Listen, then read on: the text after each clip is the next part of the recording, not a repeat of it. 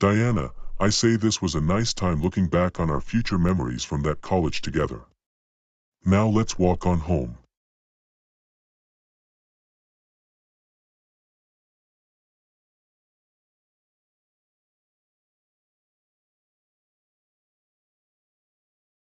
Diana, there's a woman on that bench crying like her favorite ice cream bar was taken from her. I'm gonna comfort her. What's wrong, young lady? I feel that you've been through a lot lately. What happened to you if you like to tell me? Oh, hey there. I have just been through the most traumatic event of my life. Tell us, whoever is doing this to you will one day live to regret their actions. The man who abused me and almost left me to die was someone named Alan Flores, who tried to force me to do unspeakable things for him, like being his servant, and if I refused, he would touch me where I don't like to be by assaulting me. I'm scared for my life. I thought he was gonna end me. That man will regret everything he's done to you. I am happy that you didn't end up worse.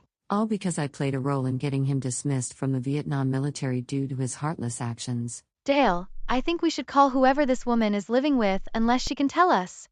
I live with my father. He was a former lawyer until my mom wanted him to have nothing in life. That was 6 years ago. He's still finding it hard to get his old career back. I'm happy he saved me from that evil man. Your father must be quite the man to have once been a lawyer before being disgraced. I'm sure he can get back on his feet very soon.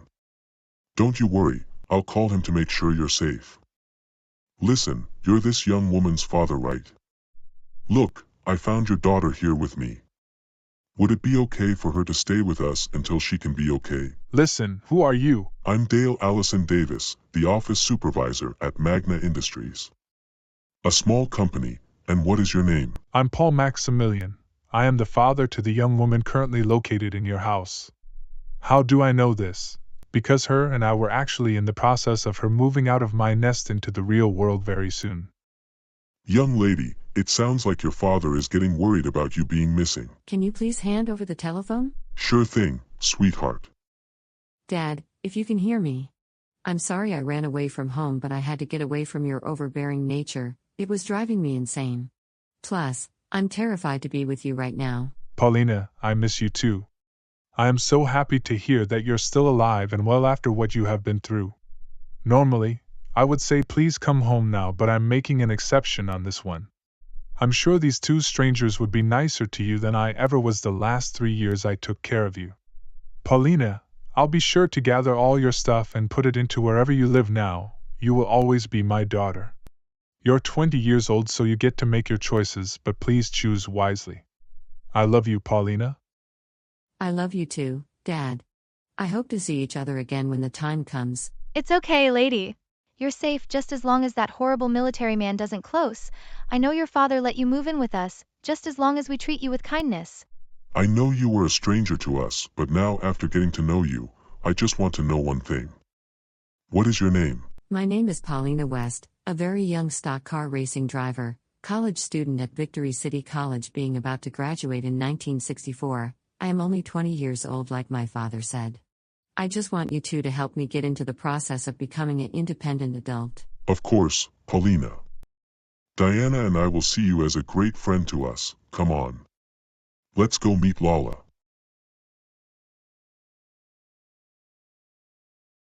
Lala, I think we have some people at our doorstep.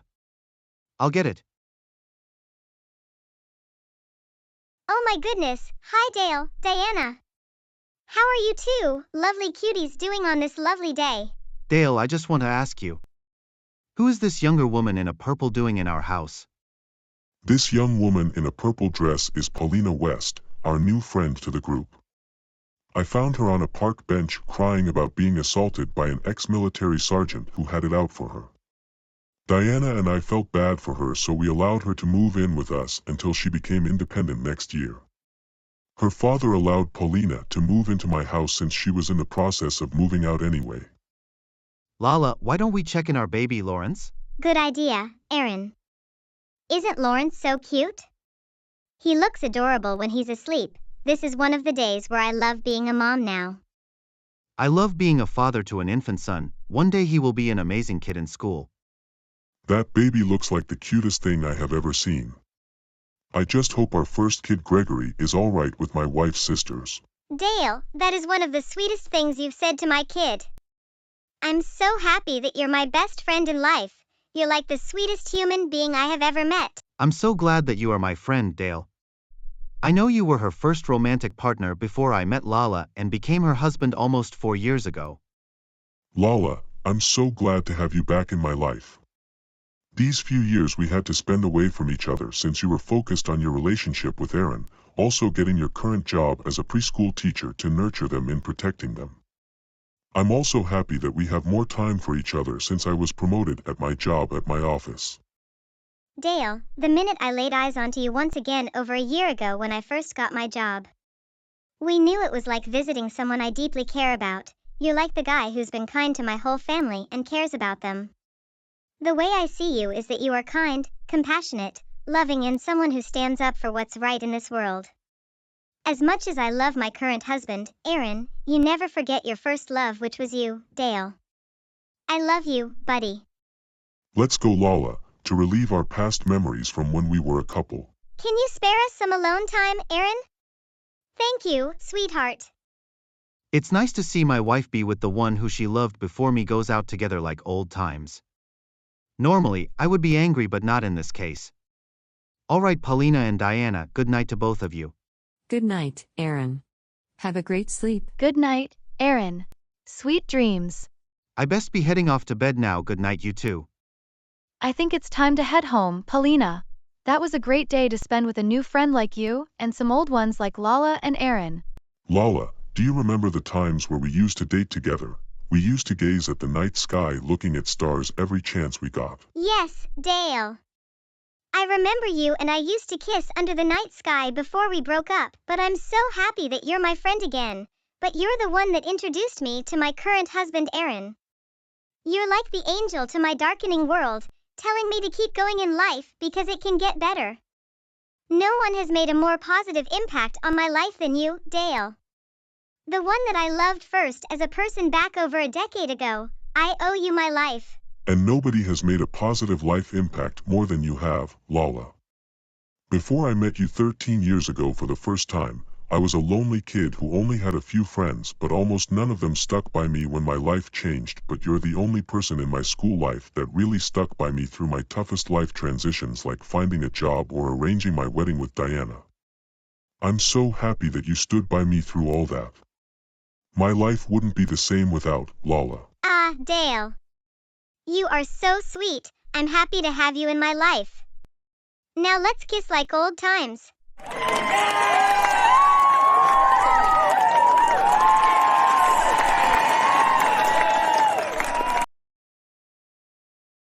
Listen here, Diego. You are making the accusations against me that I cheat on my wife with another woman. Dale, are you insane? Your wife just pretends to be happy with you when in reality she wants to leave you for me. Dale, Diego. Stop fighting, you two. I know you both want to be the senior manager, since the previous one retired due to his health, but only one of you will get promoted. Listen here, Dale.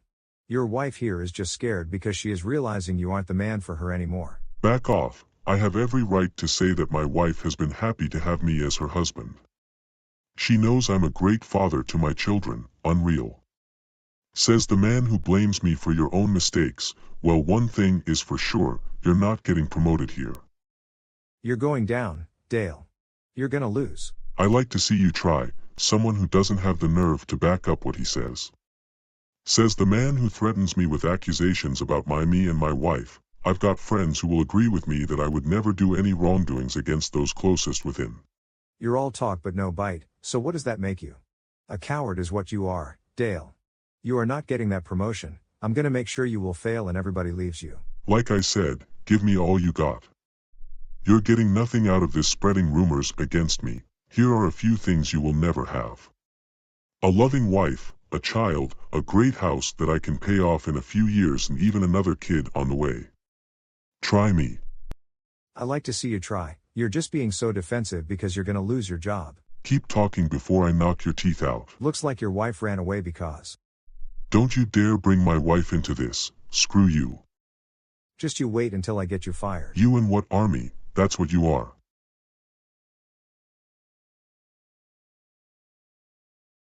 Alright, everyone. We need to surprise Lala the best way we can. As the closest friends and family she has, we got to plan this correctly. Are we clear? Yes. Good, now here she comes. Happy birthday, Lala. Thank you, thank you. All of you are my people, I love all of you. Lala, another year older, another year on this earth. I'm proud of you, my little sister. I will have to go back to Vietnam tomorrow morning into war. Sorry, but they still want me there. Dale, I just found out that you're gonna be losing your job at the hands of our boss. So you better get ready to be on the unemployment line, loser. Says the one who has nothing better to do than to try ruining Lala's birthday gathering. Also, do you really have anything better to do than to barge in just to try ruining my life? Now tell me, you're mad because our boss has decided that I work the honest way rather than blackmail people like you do.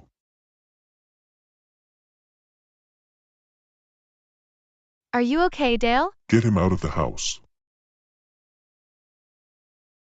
Nobody messes with my friend. It's one thing to lay your hands on me saying I'm a toy to play with, but nobody messes with my friends. Nobody. Why would you do that to an innocent worker at an office? I'm hurt, you know. Well, newsflash for you. You're just someone who goes on and picks on my friend, Dale. Now get out of his house before I call your boss over. Lala, I normally don't condone this backtalk to a stranger, but I applaud this time since he was a jerk. I'm so proud of you for standing up to Diego and standing up for Dale. I'm guessing our mom taught us well. But Aldo, I had to punch someone hard to get through to him that it's not okay to be rude to other people. I'm sorry. You don't need to say sorry, you did the right thing. You saved Dale while scaring Diego away. Good work, little sister. I'm gonna check on Dale now. Are you okay, bud? You took quite a hit from Diego, but I can tell you that he's gonna straight up lose his job. My eye really hurts, Lala. Thank you for always being there for me when I need you like my wife Diana has been there. I'm glad you're feeling better, Dale. I just want you to know, I could stay all night if you want with Diana and your kid Gregory. Tell my boss, I'll be with him tomorrow. Diego, I can't believe you would dare beat up one of the best workers in this company, but threaten to blackmail him and his whole family. I have a difficult decision, but I have no choice but to let you go. I can't have people who threaten my employees into doing your bidding. So get out of my office now. Looks like your actions finally caught up with you. Now get out of our sight. Fine. This isn't over. Dale and Lala. One day, you will be brought down with me. Next time we meet, Diego, you will have nothing to your name except a criminal record for you. Dale, as a reward for telling the truth about Diego, threatening his fellow employees with blackmail, and even going to try ruining your life. You will be promoted to the board of directors role. You're now part of what 5 other people have experienced. You will be my successor, but now isn't the time, but you will get there eventually. Congratulations, Dale. I did it, Lala. I got promoted at my job, which means I will be making money for not only my wife Diana but my son Gregory, who is now 4 years old, expecting to be a big brother soon next spring. Our family is on the right direction. I'm so proud of you, Dale, and to think 16 years ago when we first met, you were only 15 years old and I was 13 when I saw you getting picked on by those who didn't have anything better to do but to be insecure about themselves. I'm gonna go home now. Again, congratulations, Dale.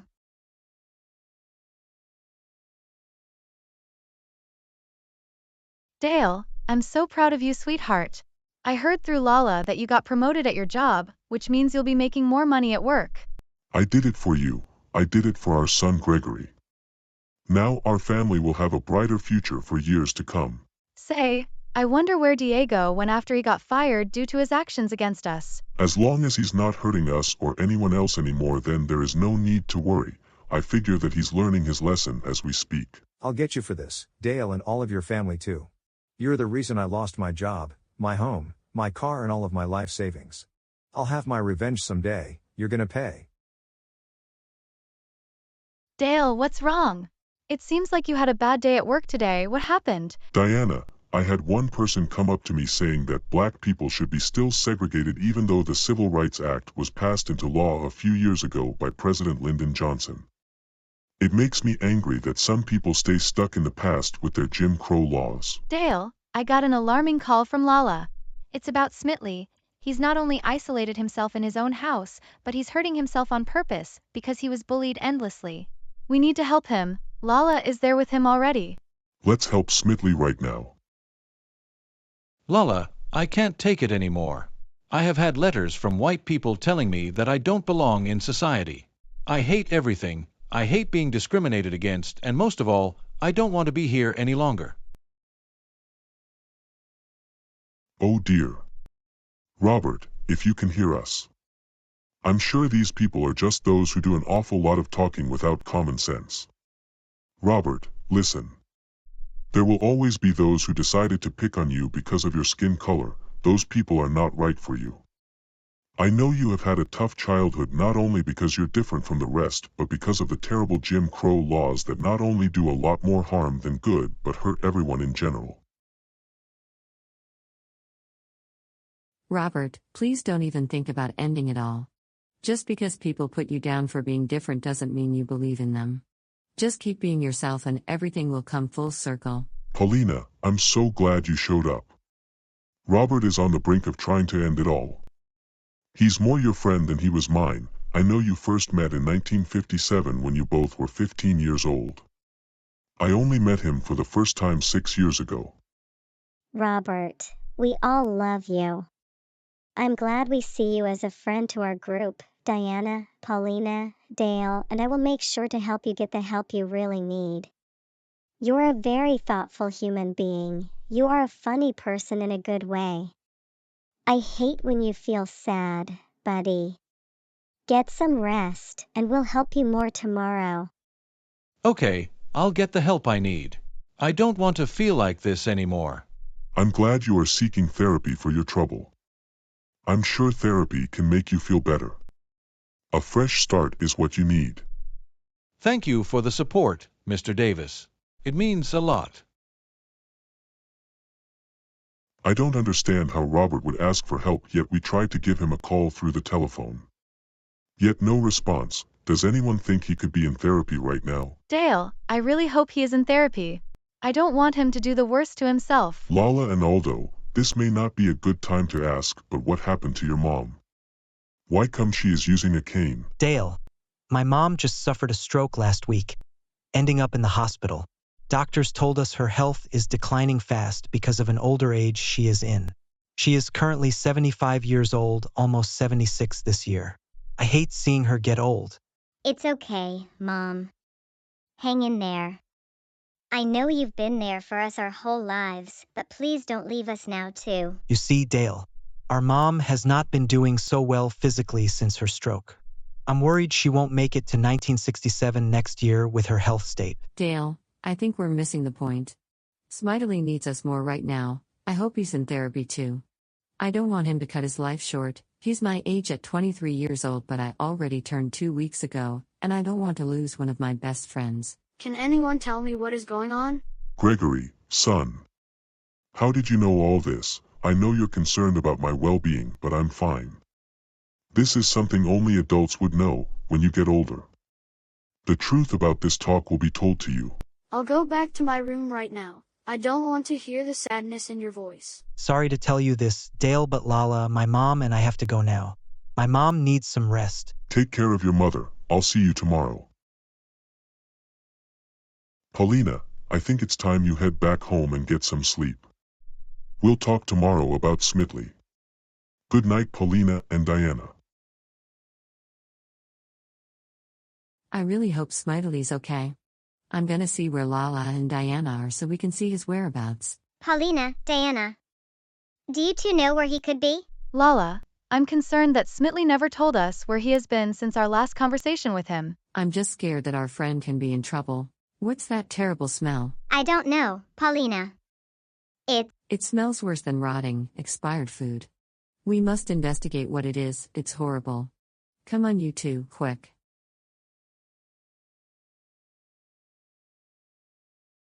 Oh no, Smitley is gone now. Looks like he took his own life. At just the age of 23, very sad for all of us that a life is taken from us far too soon. Let's read what that note said. I can't believe it. Smitley is gone forever, all because society failed him. We're gonna have to plan his funeral now and tell our significant others about this.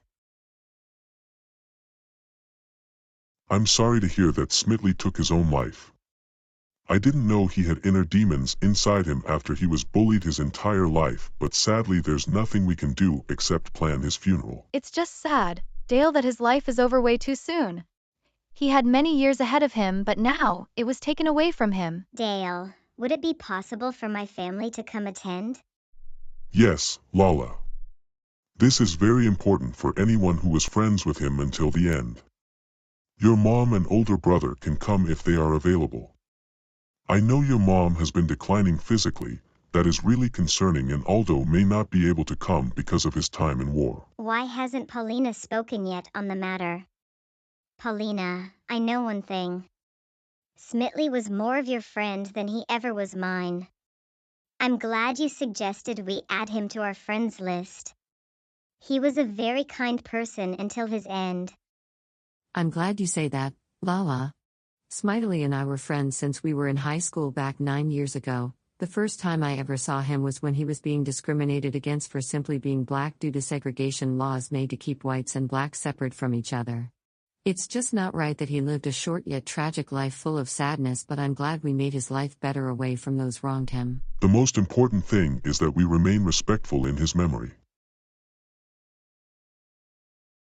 It sucked that a young life was taken from us far too soon. He was too misunderstood in this world. All he wanted was to be accepted into the real world, and all he got was discrimination in the face of Jim Crow laws, which are more than outdated, but it hurts everybody. Smitley, if you can hear us. We all miss you. I'm sorry for everything you have had to suffer. We did all we could to help you become a more confident person in life. We went to school together. You were the sweetest person I've met there. You were for a time the lone shining light for my darkening world in school. We will all miss you up there. Lala, can I ask you? Was your mom able to come today? It's fine if she wasn't able to. I'm sorry, Dale, to say this, but my mom was unable to come. She suffered a stroke yesterday, so she's currently in the hospital getting better there. Oh no, Lala. I hope your mom gets better soon. It would be very sad if she were to die as well. Let's go home right now, Dale. I know your wife is waiting for you, plus Paulina and Lawrence are already in their car waiting for me.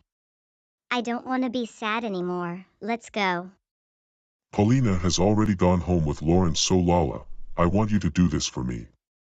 Stay with them overnight. They need you more than I do, so good night, Lala. Good night, Dale and Diana. Dale, I think it's time for us to go sleep. It's getting late for us, so good night, sweetheart. Diana, you'll be happy to know that my boss and I are going to be in a meeting about my next promotion a few years down the road.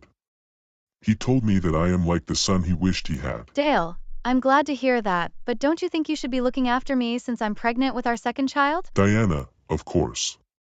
Our second child could be born at any time now. Do you think our second child could be another boy, or this time being a girl? We're not going to know for sure until he or she is born. Either way, we're going to raise it properly. Dale, help me. My baby just kicked me in the stomach. I need to use the bathroom badly. Diana, I'll escort you there now. Come on, Diana, push harder, sweetheart. Our second kid is on the way. Just push, push, push. You've got this. Help me, it hurts. Dale, hold me. Don't give up, Diana. You are the sweetest, kindest woman I have ever met. There's no better woman I'd rather be with than you. You're there. Congratulations, Mrs. Davis. It's a girl. What would you like to name her? I would like to name my second child, Mary Hope Davis. I can't believe it, I am now a two-time father. Nothing can replicate the joy than seeing a kid being born to this world. I'm so happy for you, Dale and Diana. I would love to have another kid, but for now, one is good enough. She looks adorable. Would you like to hang out with me soon, you too? Not right now, Lala. I'm feeling tired, so I would like to have some sleep. Diana, I think it's time for us to go home. Aaron, what are we doing here? You're here because you are my new girlfriend, much better than my wife Lala, who has become too needy for my taste. I don't like being a parent since it constricts my time spent with friends. I'm not sure what you mean, but I'm not your girlfriend and I never will be, so get out. You have no choice now. It is either become my girlfriend or you'll never have a date again. No, no, no. No. This can't be. My own husband is cheating on me with another woman. This can't be happening. Why? Please help me. Lala, what's wrong? Yeah, Lala, if you can tell us what's wrong, then we can help you. Aaron cheated on me with another woman. Oh no, Lala. That is very sad. Your husband has no right to do this against you. Your husband obviously showed he is non-faithful toward you. He doesn't care about you anymore, so he was using you the whole time. Don't say that. Now what are we going to do? Lala's feeling very sad right now.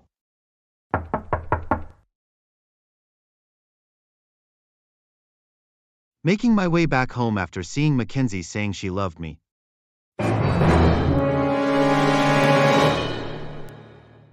So you think you can get away with cheating on Lala, then proceeding to laugh about it as if your lies don't stink as bad as you do. Dale, you know I would never lie at all about what I do. Okay, mister, I'm never wrong. You've got quite the talk for someone who's a cheater like you are. Maybe I don't tell the truth sometimes, but that doesn't mean you're Mr. Role Model of the neighborhood thinking you're all perfect by never cheating on your wife with another woman. That's because I never cheat on my woman. It is not right to go around dating other women when you're already married yourself. Let me tell you something, you only live once. If you leave a lasting impression, then you gotta date other people and date them to see what they're all about. So you're saying to me that just because we all have one life means you go around dating other women when you already have a wife that you cheated on, you broke her heart, you crushed her dreams, you took the one thing that she had going for her and destroyed it into pieces. Now thanks to you, her family is now torn apart. What do you have to say for yourself? Says the man who sneaks off behind my back with my own woman because you want to date her again. Well, newsflash for you. You already had your chance and you took it away from her, so what does that make you, a hypocrite? Well, Diana, you and Lala know that before she met you, Lala and I were a romantic couple for 4 years. Not once did I mistreat her, not once did I make her feel as if she was abandoned unlike you, not once did I abuse or neglect her needs, not once did I take her for granted saying she was a disposable vehicle for myself to sexually objectify her like you did. And don't even dare accuse me of threatening you with telling the truth, so you dodged my question again, didn't you? That sounds like you're lying about my wife. It seems you want to avoid the truth of you and Lala never coming back together. I'm not going to stoop down to your level, you see. Lala and I are still close friends. She even still calls me on the telephone just so we can meet up to get away from you. You took her for granted, you cheated on her, you didn't even feel a single ounce of remorse for your actions. Do you want to tell my wife the truth, or you're gonna run away like the coward you are? So what? If she divorces me, then I'll just spend my days with Mackenzie and Lawrence will have to live with me. He's my kid after all. So you're telling me that you just view Lala as an object that you could order around your house like she's a slave to you? Let me tell you something, jerk. I treat Lala like she's part of the family. She is like a younger sister to my wife and I, although we are not biologically related, but she says I do a far better job in treating her like she belongs in this world.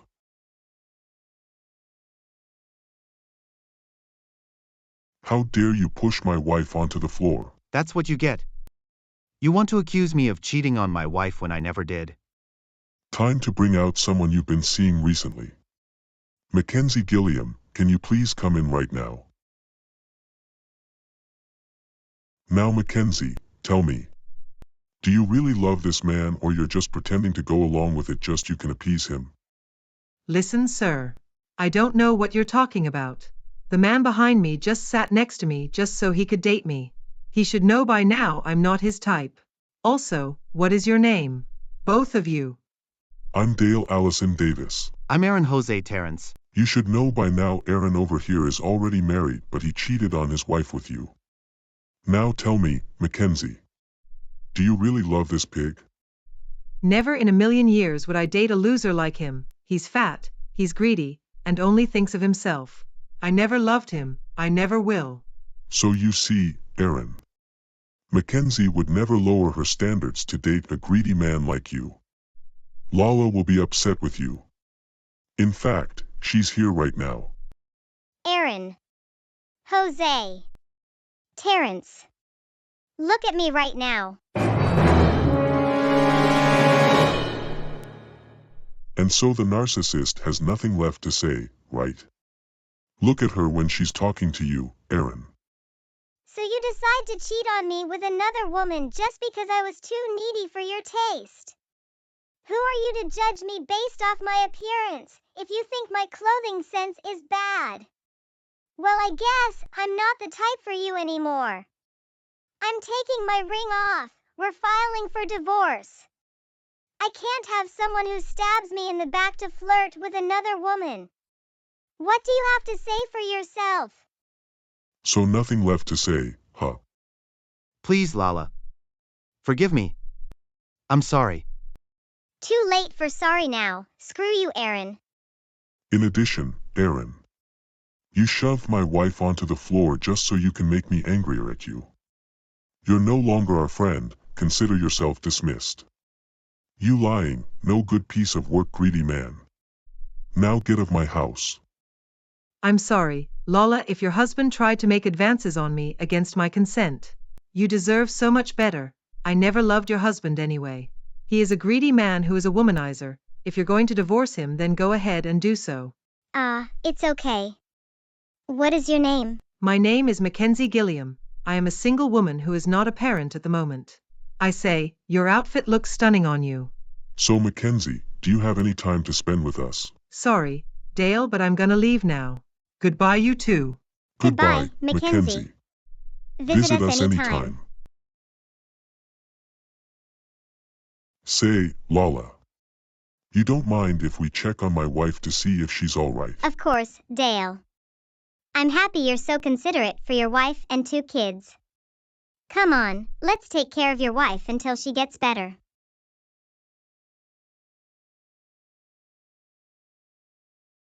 Hi everyone.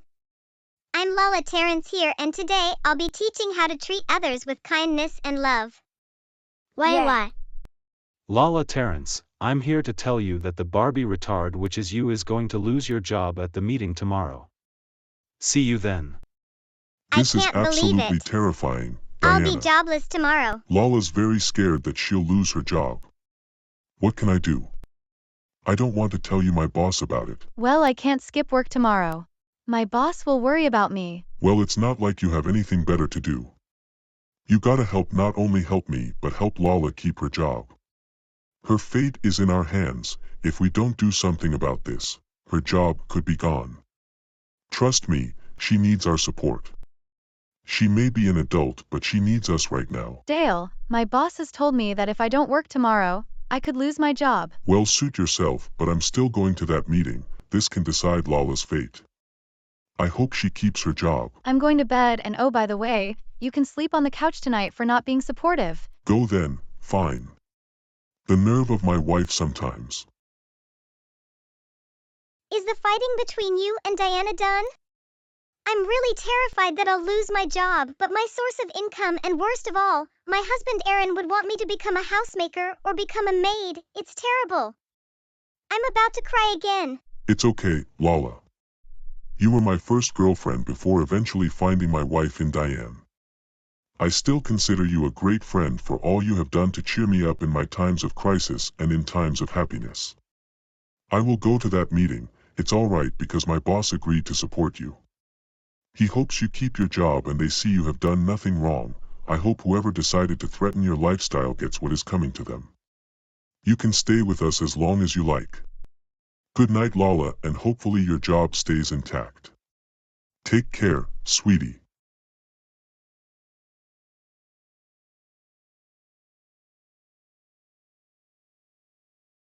So it stands to me that Lala Terrence is in clear violation of various school regulations, including taking them out on frequent field trips like picnics and even fun places. Well, let me you, Barbie, reject. That's not how we run things around here. Hey, you don't talk to my friend like that. She's a great teacher. She wants to show these children that the world is their imagination and that they could succeed. They're just kids, leave them out of this. I've known her since 1949, 17 whole years of my life. Not once have I treated her like she didn't belong in society or treat her like a lesser being. Stop accusing her, you are making her more sad than she already is. She was once my girlfriend when we were teenagers until we broke up 12 years ago but became friends again through this job. Let her keep it or else. I don't care if she's your friend or not. All she had to do was stay in school and actually teach them, not play with them. You don't bring her kids into this, leave them out of it. They're just children finding their way in this world. Don't make me call someone I know very well. You're not gonna like it. I like to see you try bringing your army friend. I doubt he'll do anything in her defense. Alright, that's it. Aldo Terrence, get over here right now. Oh look, a Barbie wannabe, a pretend general and a man in a suit. What are you gonna do? Yell? For every friend you have, Dale. I've got Diego to back me up now. What you're doing to my little sister is uncalled for. She more than deserves to keep her job. In all my jobs fighting in 2 different wars in 3 different decades, if we find a soldier has gone rogue, then they are discharged immediately. Hey, Dale. I'm not finished with you. You cost me my job at Magma Industries. Just you wait until you feel my pain. I like to see you try because I'm the senior branch manager at that company right as we speak, but enough of that job. You cost yourself that job by being greedy, and maybe if you weren't like Ponzi then you would still be working with me, but no, your selfishness caught up with you. Who is this old man? Oh yeah, a man who was born in the 1700s. Just go perish in war already. For your information, I don't tolerate those who bring down my family such as yourself. I served in 2 wars, lost many friends, and nearly lost limbs in combat. Dale is doing everything he can to protect my little sister. Honorable for him to do that. Dale and I are good friends, unlike you greedy man. The school education system has decided on a verdict, and it states that, Lala, your services at the Victory City preschool are no longer required as you're fired forever, so pack your bags because you're banned there for life. This is not fair. She did nothing wrong and all of you are rigging the votes against her. That's it, Aldo and Lala. Let's go, they've shown their true colors. Dale, you look very angry. I take it the meeting didn't go well. The meeting was horrible. Mr. Rupert Magni just found every excuse in the book to try accusing Lala, and now because of that greedy man plus his friend Diego, who I got fired last year for being the same thing, teamed up with him to spread lies about her into losing her job forever. I bet they're laughing at her now. Wow, such greedy men. I'm gonna comfort Lala now. You can go to bed now.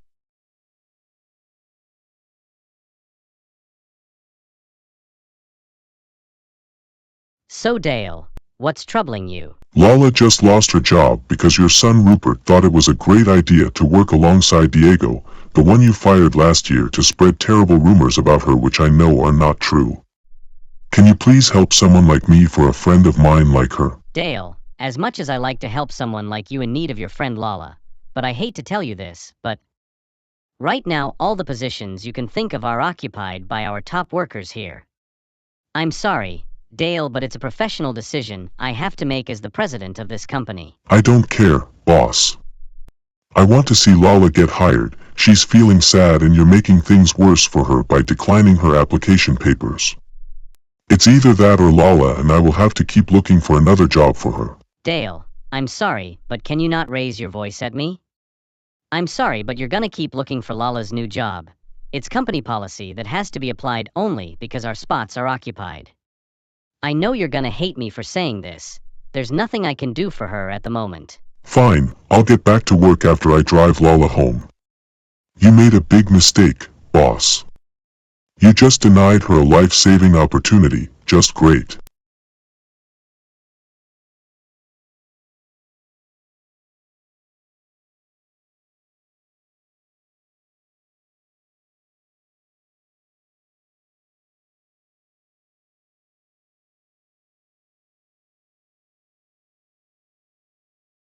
Lala, you don't look good.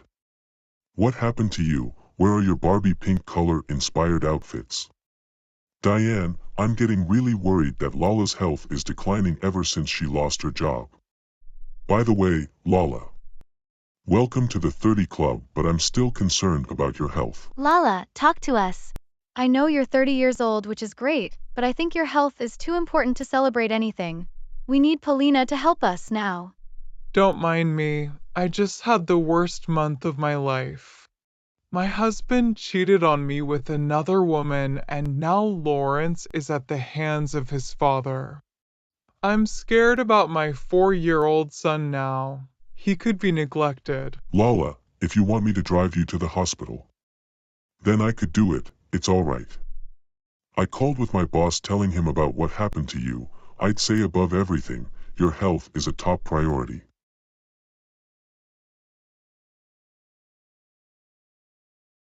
This doesn't look good. We gotta drive Lala to the hospital.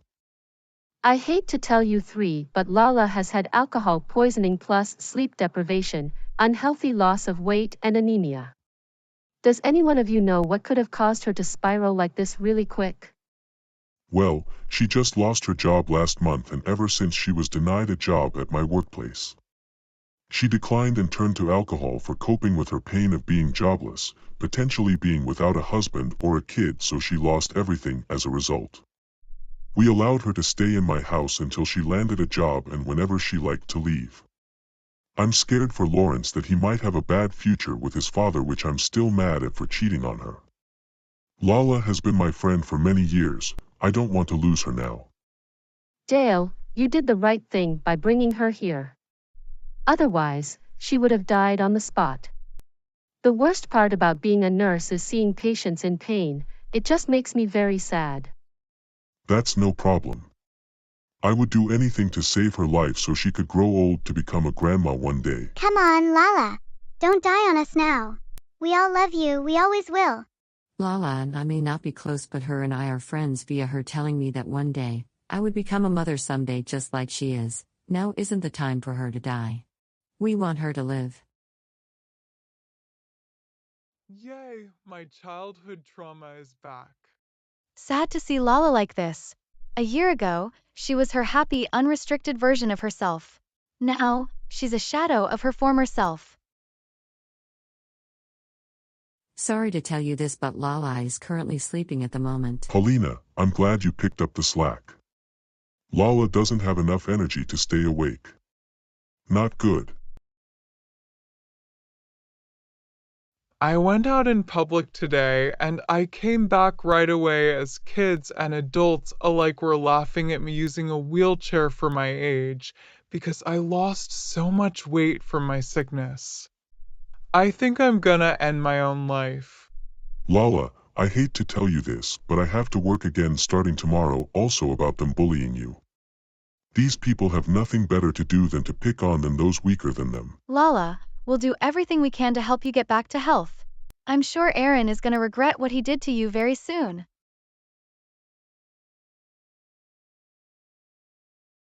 Listen, Aaron. I don't have time to argue with you. I don't have to like you anymore because of what you did to Lala, but at least we need to escape this inferno, otherwise we're gone. Dale, stop going on about what I did to Lala. She became too needy, end of story. I'll have to drag you out now to safety. Put me down, you're not helping. You'll thank me later, Aaron. Don't worry, Lawrence. I'm getting you to safety right now. Lala, please. I'm begging you to leave this house. I don't want you to suffer here. We're not only losing oxygen, but we could die in a burning tomb if we don't escape. What's the point? You're saving me for what? So I can get bullied and be made fun of again? I'd rather die than live another day being mocked for being different. What's the use of trying anymore? I've got this knife.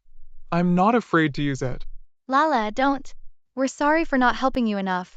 Please understand that Dale and I had work lives that we didn't want to ruin. Him and I sacrificed countless weeks just so you get back on your feet. You've snapped. Please don't do this. Hey Lala. You retarded. I quit everything. Goodbye. I gotta get out of here before I die as well.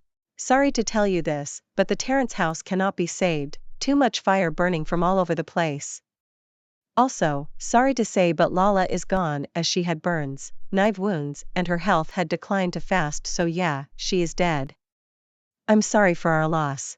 I can't believe it, Lala's gone and all because society cast her out for her differences. Guys, I'm sorry. You're sorry now, Aaron. For what? Cheating on Lala, bullying her into losing her job, her house, her child, her own sanity went down, her health declined fast, and no thanks to you, SHE won't grow old with US because of you.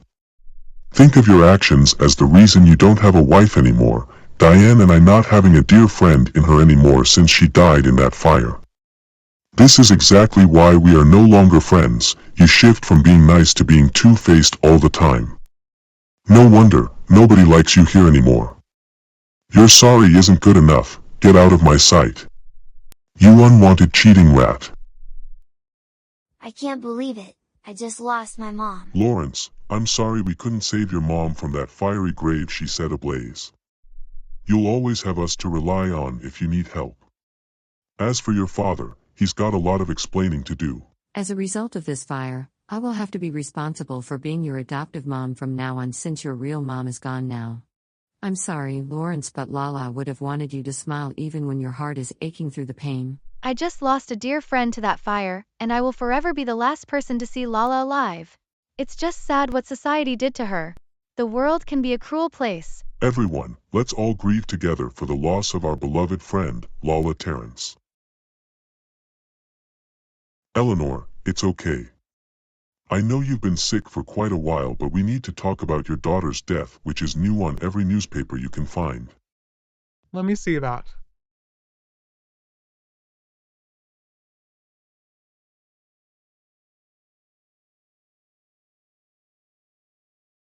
No, not Lala. Not my daughter, she can't be dead. She's still alive, please no.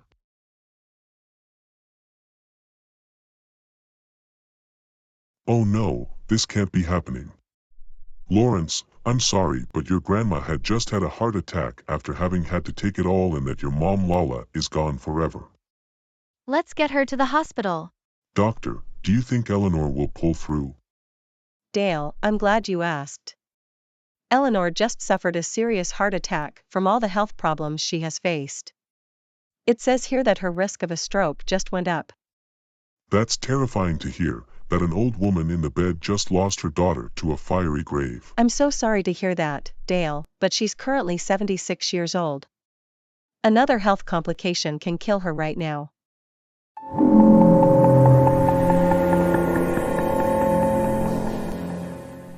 I'm sorry, Dale. Looks like she suffered a stroke just now. It's over, she's gone. No, not my grandma too. First my mom is dead, now my grandma as well. This week is the worst. Hans, I just want to ask you. Where's your black suit? I'm glad you showed up because you're going to attend Lala's funeral. Dale, I'm so sorry. I'll get to it now, okay, Dale? I got my suit. Oh, look who just walked in, the guy that owes an apology for not cheating on his wife but causing her death as well. Aaron, you better say sorry to her at the funeral. I better see you mean it or else. It is sad that a life like Lala's is taken far too soon. Anyway, I'm going inside the parlor. Eric, you are coming to that funeral whether you liked her or not. I don't care if you complain about it. Stop making a huge deal out of a person you didn't like. You need to apologize to Lala right now, I mean it. Why should I come then? So you can scold me for being right? Eric, I don't care who you are. You two need to talk to me about disrespecting Lala, which you did. I don't appreciate people who took her for granted thinking she's a retard. I knew she wasn't. Lala was an amazing woman who could have achieved great things had she not been mistreated by most of the world. She was my friend until the end. I never left her side. I never treated her like she never belonged. I never treated her like she was weak. I treated her like any decent human being with the utmost respect for her. If you go on complaining, then fine, we can't be friends anymore. So be it. I can't be wasting my time with lowlifes like you who only want to remain in the past. Lala's dead, that is me turning 27 next year laughing at her grave. You know what? Have a great life and hopefully karma comes your way, you narcissistic vegan wannabe. You got to be kidding me. Now I have 2 friends this year, both of them betrayed me months apart. I gotta come back to my family. Hans, we need to talk. Your brother Eric has decided to disrespect Lala by saying all kinds of mean things about her. She was my friend and he thinks it is okay to talk horribly about her. Dale, I had no idea that my brother can be like this. I really thought he would be better than all of the comments he's made against Lala. Well, apparently not. Your brother has got to be the worst person I have met next to Aaron, which he's bad enough. Good thing, I severed all ties from both of them. Both need to learn some common decency on how to act properly instead of thinking in nonsense. Well, Aaron, I think you have some serious explaining to do. You're the reason that Lala is in that casket. If you never cheated on her to work alongside Diego and Rupert to force her into becoming your homemaker, then you'd still have a wife. Lawrence would still have a mother if you haven't been selfish like you've always been. Go apologize to Lala. You better mean it or I will get security to kick you out. Fine, Your Majesty. I'm sorry, Lala. I doubted you. I'm sorry I cheated on you, but I did it because you were too needy for me. Raising a kid plus working was just too much to take for me. I wanted a better woman than you. Still, I'm sorry I failed you. Thank you for making it all about you. All we wanted was an apology for your actions which caused Lala to die at an early age. You're the reason that Lala lost her job, her kid, her own sanity, and the reason she turned to drinking to cope with her pain. She starved herself because she thought there was no point to live anymore. As for your apology, unacceptable. Even at a funeral, you still think of yourself.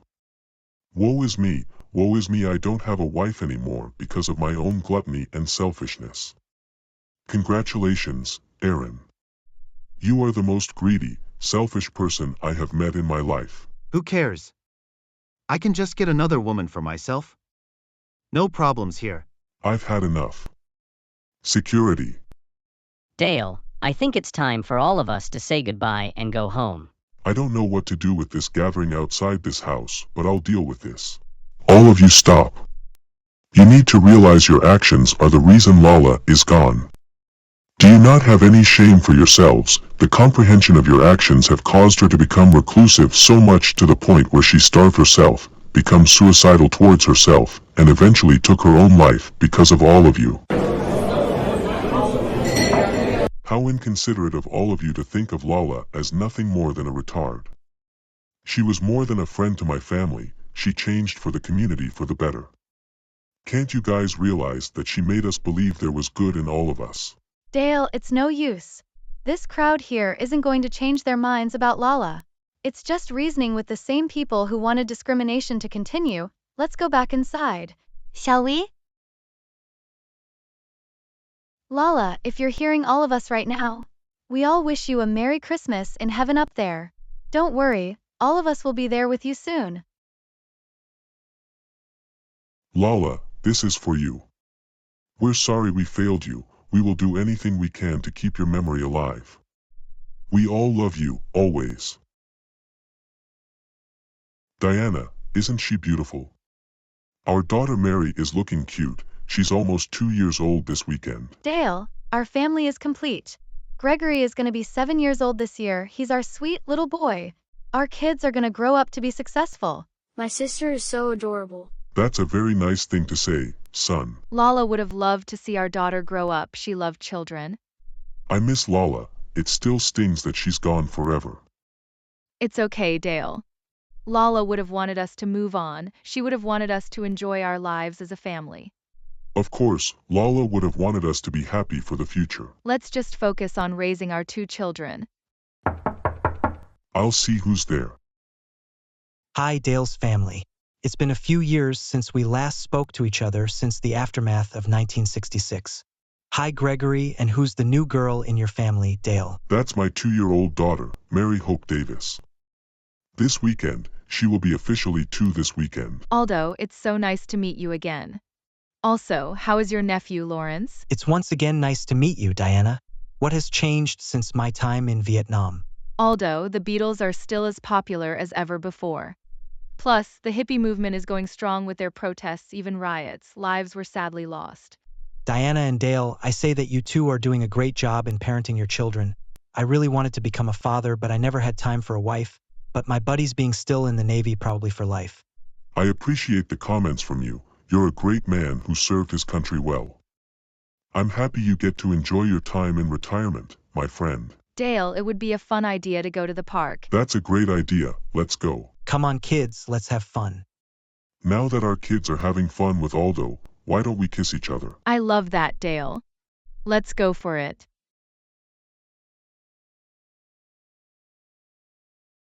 Lala, wherever you are. Happy birthday, my friend. We all miss you badly. We're sorry we failed you. We're sorry society as a whole let you down, leading you to end your own life at a young age. We all love you, Lala. We all want you back. Lala, as your male best friend. I have to say, 4 years is too long to be away from you. We all are sorry we failed you. Society needs to take one look at itself to realize they screwed up badly. We all miss you. Dale and Diana. I know you two miss me badly. But be happy that I'm no longer suffering in pain and in silence. I'm at peace now up there. Don't cry for me. Be happy for the memories we made together when I was alive. Thank you for the memories. We will all miss you, Lala. One day, we'll be together again. I promise you. Wait a minute. Who was that woman? Her name was Lala. She was a preschool teacher, also a dear friend who ended her own life too soon because she was bullied endlessly. Lala sounded very sweet from what I'm hearing. But Tatiana and I have a problem. And what is the problem, may I ask? The man you married 15 years ago, you could have dated a rich man who could have guaranteed you a great life, plus you didn't have to work a single day in your life. I'm not selling my soul to marry a rich man that would have equaled a lifetime of unhappiness. And besides, I already have 2 kids with my husband Dale, so you stay out of this. Tatiana and Bella, you two may be my twin sisters, but you're not going to tell me to dump this man for an unhappy life with someone else. Dale, I think I'm gonna head home now. See you soon. Now look what you did. You drove Paulina away. You think you have a problem with me just because I'm not rich. Diana chose to be with me because she wanted a life away from both of you and your old mother. Now tell me, the both of you, do you think you can get a date with your behavior? Probably not. Dale, the reason we hate you is that you're too passive to be a husband, let alone be a man. Now you leave my husband alone. Him and I have a great marriage, 2 kids and a house. Too bad I can't say the same for both of you who run a bar that has no customers. If you want to fight us, then we'll go to your bar. Diana, you could have married into money, but no, you settled down on this farm boy. Get out of here with that. He should go back to Boston where he came from. Okay, fat pig. If you're gonna call me a farm boy, then you might as well be a poor excuse of a mother. How dare you call me that? Well, Mom, it serves you right for insulting my husband. Dale, unlike you, is working a very high corporate job. His work requires that he would be there every day, rarely sometimes on the weekends. So enough with the attitude. Well, I won't stand for you being married to a man that will drag you down in life to just a lowly slave to him. Enough with the name calling. If you want to move personal attacks to my name, then go ahead and search me up in the papers or the press. I'll tell you this, you won't find me in them for any reason other than Neighbor of the Year awards, which you know absolutely nothing about. Leave my mom, Dale. You're just angry at the fact you're not the man we want Diana to be with. Well, Bella. Who am I supposed to be? Prince Charming, where the fairy godmother magically grants every wish of yours just he can fall in love and get married first sight. I'm Dale, to refresh that booze-addled brain of yours. The marriage to my wife wasn't worked with fairy magic, rather hard work, commitment, and even the tendency to look past our differences. So if you're gonna take more digs at me, fine. Just so you know, you brought this on yourself. I bet you're angry, Dale, that you not even half the man Aaron is now that he moved in with us. Bring him out then. I'm gonna tear in this guy with no issues. Oh no, it's Aaron. Dale, why do we run away? If not, I'll wait outside. Listen here, Dale. You may have kicked me out of the friends group 4 years ago because I cheated on Lala and be unfaithful, but it was your fault for being strict. Don't act like both actions weren't your fault. They were. You're still the reason Lala is dead. You're still the same narcissistic pig that I severed all ties because his booze brain couldn't register they even had a kid or a wife in the first place. Don't even think of blaming me for your failures. It's not my fault you couldn't pay your bills because you were too busy dating my wife's sisters because you yourself can't admit to one thing, you're a sad, miserable old fat man who can't get a date without having to pay them. Says the loser who doesn't have a life anymore since my wife died. Admit it, you're nothing without her. I'm the loser. You're the one who cheated on your wife, forced her to lose her job, forced her to give up her kid, but thankfully he's in better hands now with Paulina, forced your own wife to try becoming your homemaker against her will, forced her into ending her own life and worst of all, being the most deplorable father of all time. Cool story, but I wanted to break free of that stagnant life. You should know by now, Aaron, that I'm a father of 2 children and the husband of Diana, but of course, you don't anymore since alcohol has destroyed your brain capacity. I'm not the one that lost custody of his own kid because I committed neglect, which is something only you have done. So what? Lawrence is already Paulina's kid now, he's not my problem anymore, so I can drink as much alcohol as I want without worrying about him. That right there is why you got into a custody hearing 3 years ago afterwards losing your kid to my friend. You're an arrogant, defensive, disrespectful man who only looked out for himself. Your son doesn't want to see you, he doesn't want an alcoholic for a father like you. So you really think I'm a loser, huh? What about being so complacent with your family? Oh, for goodness sake, not this again.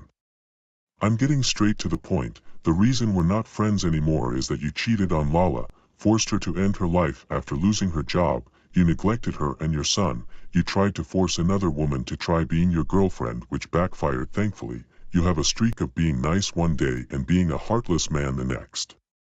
I can't even explain to you how much drama you have caused my family to have. Gregory currently is scared of you, thinking you'd abuse him. Mary would scream at the thought of you being there around them. Oh, don't give the I'm innocent act, I can see what you're trying to do. Guess what, it's not going to work, so I have had enough of this nonsense. So you have nothing left to say, right? My feelings are hurt, why did you insult me? Stop playing the victim. The real victim here is anybody you have abused and neglected with your egotistical manipulation. Now get out before I call the police to have you arrested. I thought you weren't calling the police, you lied to me. Too bad, so sad. I wasn't going to let you off the hook easily. According to the police officer, you're arrested for child abuse, child endangerment, neglect, sexual assault, and even tax evasion. You're going to prison for a long time. See you never, you drunk loser. This isn't over, Dale. One day you will regret everything you've done against me. Finally, he has gone off to prison after having his eviction notice. Remember, be a very good person, otherwise you'll end up Aaron, who is going to be behind bars for a long time. Be careful out there, everyone. This video is over now, see you next time. Eric, you know full well that you cannot come into my house, accusing me of something you are. Someone whom the Beatles refuse to have any part of. Also, you also have let your own fame get to your mind. You haven't changed since 1966 and you refuse to come to Lala's funeral to apologize for what you said about her. You are just as bad as Aaron is. Wow, and I thought you were a family friend to Diane and I. You took me for granted and I cut you off for good. I don't give my life stories to ones who betray me and my family. You're one of them, jerk. Oh, what are you talking about? Dale? You're the one that forced me to try liking Lala, but her views against me was what got me angry at her in the first place. That retard needed to know when she... Enough, Lala called you out because you said that women should always stay home in the kitchen. I know full well, women are independent, courageous, can be great leaders, and even surpass us men in terms of what we are capable of. Lala was also right to put in your place for your viewpoints. Take yourself out and never return. People like you are what's gonna turn the world into a far worse place than it already is, with Vietnam still going on. That will teach you to break into my house, Eric. There's a reason why we're no longer friends. I thought I made it clear you never return to my house after what you did. Are you okay there? I just moved into this neighborhood just to see Eric run away. I gotta go check on him. And you're supposed to tell me that he's your friend? Where have we met before? Oh yeah, at the races once in 1966 when I saw you be dismissive of Lala's cheery moods as a teacher herself. You even called her too hippie for her own good. Well, let me tell you something. You can't just come into someone's house and get away with it. Now run away before I throw you out. And believe me, I'm being merciful by giving you this choice. As a 37-year-old man, I know what's in my heart and I'm not in the mood for excuses like yours. Now get out of my sight.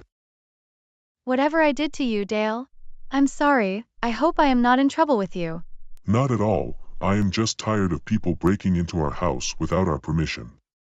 Maybe we need to stop having the front door open because this could escalate any conflict. I'm sorry, Diane, for screaming, but I was so angry that my position stresses me out so much that I can't be with you and the kids, and that is the worst part of my life. Plus, men tend to be those who are clueless and can't take a hint to our problems in life. I felt really scared that you overworked yourself with your anger because we're misunderstood, but we can ask Paulina for advice soon, or better yet, you can ask your boss at work. Good night, Dale. I love you. All done decorating for my husband's birthday. He's gonna be happy when he sees this, just so you know. I called with my boss and told them about my day off and they accepted. I'm so happy to prepare for the greatest person in my life.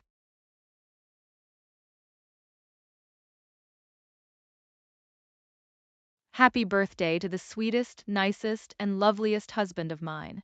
Happy birthday, Dale. Enjoy your special day at work. You deserve it, sweetheart. Thank you, Diana. You are the woman that I married almost 19 years ago. You are still the angel that brightens up my world whenever times get dark for me. Thank you for always being there for me. I love you too. Will you be able to stay home with me to celebrate? I really don't want you to leave. Sorry, Diana. I won't be able to because work is calling my name and I must answer it. See you later, Diana. I'll be home tonight. Happy birthday, Dale. I got a call from your wife that today is your special day. You know what, Dale? As a reward for all of your hard work in this company for nearly 20 years, I am promoting you to the Vice President of Magna Industries. You are now next in line for being my successor for when I retire very soon. You're like the son I had always wanted. This promotion means a lot to me. This is news I will have to tell my wife and eventually my kids. Also, you now have more time off of work. I'd advise you to use it because I know you've been working yourself off for 2 decades. Hard work really does pay off, Dale. Lala, I did it. I made you proud. I did what I set out to do back in 1955 when I said I will become the president of a major company. I'm so excited. Not only did I turn 40 today, but I gained a promotion. Dale, I'm so proud of you, buddy. I love and miss you, sweetheart. I'm so sorry I cut my life short, but still, I wish I can still be alive physically. Wherever, say hi to Diana and your kids for me, bud. I will, Lala. I miss you too. All right, kids, your father is coming home now. So let's give him a big surprise for his birthday promotion at his job.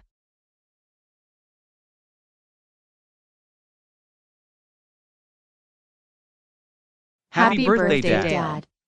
Thank you, kids. Thank you, Diana, for the birthday wishes, and since I'm in a great mood today, how about a nice retreat to the beach this weekend just for the 4 of us? Beach weekend. Dale is Dad is the the best. best. It's me giving back to my family whom I've adored since Diana and I got married 19 years ago. I love all of you. You are the shining lights to my world.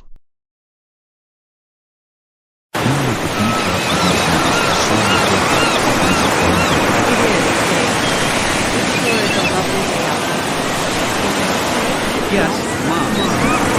Come on now, let's get in the water before the sun goes down. I think it's time for both of us to get in the water ourselves. I love that too.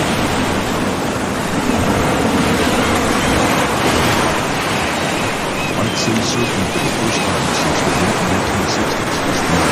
I'm so happy you gave us a piece of cake. You're the greatest man I have ever met. I think it's time to go home. It's getting dark now. Thank you to those who stayed with us to watch the entire video. Good night everyone and sweet dreams. Good night, everyone. This briefcase belongs to my husband, Dale. I wonder if he'll use it eventually.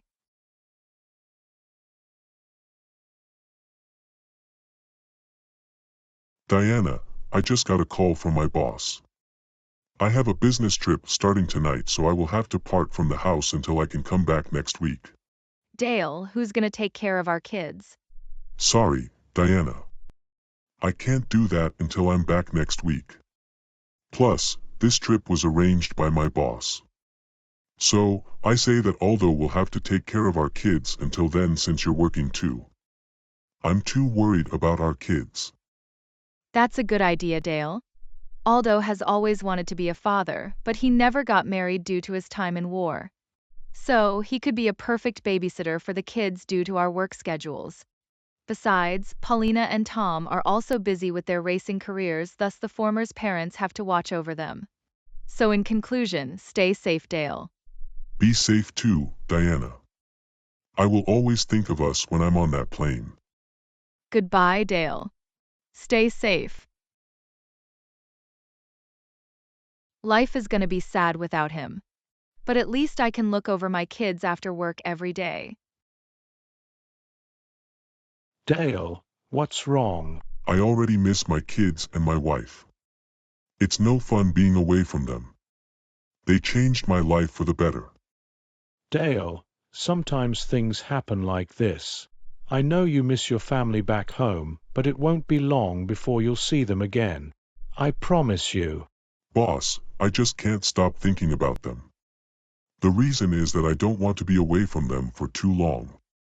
What if they decided they don't need me anymore? Dale, like I said, it won't be long before you see your family again. They should be happy that you're all right. Most bosses don't care about others' well-being, but I'm not that type. So let's wait for our boarding process. Fine, but I'm not going to be happy about being away from my family.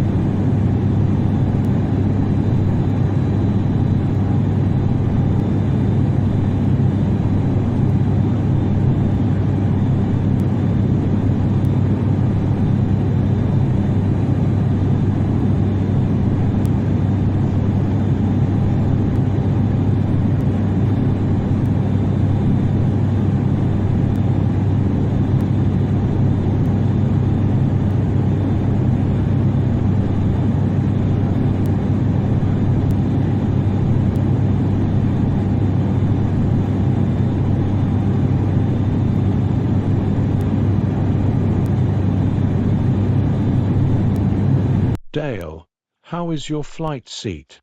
Boss, I'm just worried something bad will happen to my family. It's great to give our business practices to another part of the country, but what will I do if my family decided to leave me for another man? Dale, I don't think feeling sad will help you enjoy this flight.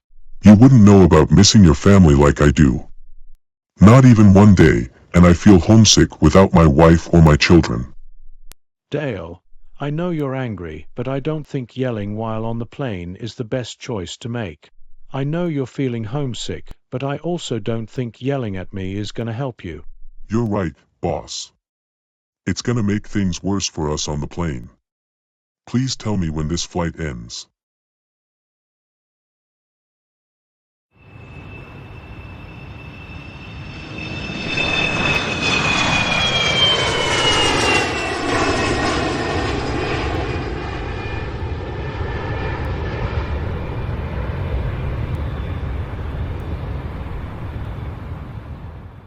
Sorry for the way I acted on the plane.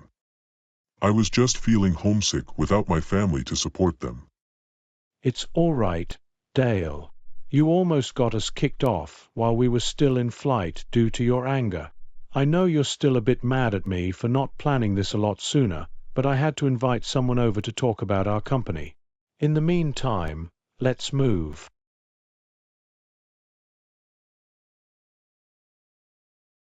I miss your father already, but he had no choice but to go on that business trip with his boss. I can tell somewhere deep inside him that he misses us. I hope my dad is all right. Don't worry, Mom. We'll be there with you for support. I know deep inside our dad wants us to be here with us, but he had no choice. Yeah, Mom. We miss Dad already. He's the sweetest man I have ever met. He thinks of us on a daily basis when he's gone at work. I know, Mary. Let's just hope your father will be back soon. To demonstrate our company's business practices, we have invested in the stock market to calculate our revenues, our stock price, our economy inside this brand, and how much our company has made with every year. And yes, I founded this company back in 1946, in the aftermath of World War II, to get people interested in the stock market and to invest in the future. Our numbers went up the past few years due to the fact sales went up for our products. Very impressive from you, boss man of Magna Industries. Let me ask you, Paul. Who is this man with the beard wearing a suit? That over here is my new vice president of my company, soon to be my successor for when I retire, Dale Allison Davis. That's amazing, Paul. You've hired a great man for your position when you retire. I did, Nancy. Paul, let me ask you 2 questions. Ask away. Why is Dale feeling sad plus heartbroken? Dale really misses his family. I can tell his heart wasn't in it for this trip. He yelled at me on the way home while him and I were on the plane because he was upset that I kind of forced him because I wanted to spend time with him outside our usual offices. So you think dragging him here to Texas with you is going to help you not feel lonely? Seriously, Paul. Dale seriously didn't want to go. You can tell in his voice that he doesn't want to be away from his family for too long. You said this trip was going to be a week long. You can clearly tell he doesn't want to be here. I'm going to talk to Dale right now to see what he thinks. Dale, listen. Did you really want to go on this business trip, or am I right to judge him for forcing you here? Absolutely not. I didn't want to go from the start. I dreaded the day this would happen. I can tell in my eyes that I like to be home with my family right now. Weekends aren't meant for me to be miles away from my own family while they miss me. I'm so angry that my own boss forced me to go just so he won't feel lonely. So Paul, let me tell you this. I'm taking myself home and there's nothing you can do otherwise. Really, Paul? You forced him to come all the way here when he clearly didn't want to be away from his family. I bet they're worried sick about him being out of state, and for what? Your business practices. You're the president of your own company, but come on, boss man. I know you're getting old yourself at 63 years, but he's not going to take you seriously with moves like that. I'm going to demand you write him an apology letter so that way you'll realize you were the world's worst boss for forcing him to keep you company. You practically took him against his will. For that, I'll book a return ticket. So Dale can return home while he still could. I'll pay for his return home afterwards. I'll still be here to call you out for your clinginess to him. Madam, I'm so Don't sorry apologize that... to me. Apologize to Dale. You forced him here against his will. He clearly didn't want to be here. I know he's your vice president, but I'll be happy when you retire and he becomes your successor. Now go and apologize to him right now. Dale, I'm so sorry for dragging you here. Now I realized by taking you here against your will was not the best way to get you to spend time with me. I have felt lonely lately. I just wanted a father-son bond for the entire week, but now I see this wasn't working, so to make it to you, I will return home right now so you could be with your family. How does that sound? You better mean it, otherwise you're gonna have to resign. I don't want to spend a second longer away from my home and family. As punishment for forcing me on your trip, you will pay for my trip back home instead. Okay, Dale. I'll pay. I'm sorry. Please don't do anything else that's gonna hurt me. Good, we're going to the airport now so I can go home until Monday when I'll see you again.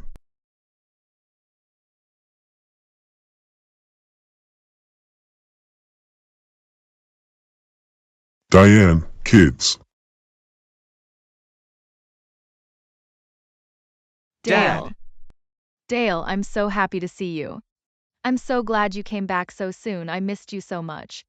The kids missed you too. They couldn't take any more time without you. I missed all of you here. I didn't want to spend another minute away from you three. You guys are my priority. I hope you gave your boss a piece of your mind. I did, and now I'm back home as I should be with all of my loved ones alongside me. All right, family. We're gonna have an outing at the park on us. We love you, Dad. I love you too, Mary. My one and only daughter. Also, I love you, Dad. I love you too, son. Come on, everybody. Let's go to the park on me. Gregory, I'm so proud of you. You're growing up to be somewhere in life. You have become a humble human being. Now, growing up is hard, you know. So we're gonna have a father-to-son conversation right now. Dad, what is the advice you're about to give me? Gregory, son. Your mom and I know you're turning 14 this year in 1975. Here's what I need you to know, son.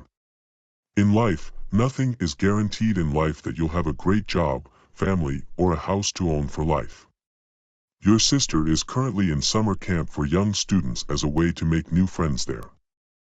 I know it's early to tell you this, but we need to start doing this. What is it, Dad? I'm getting a job to help support the family? Not quite, son, but you're gonna have to start driving yourself. I know what you're thinking.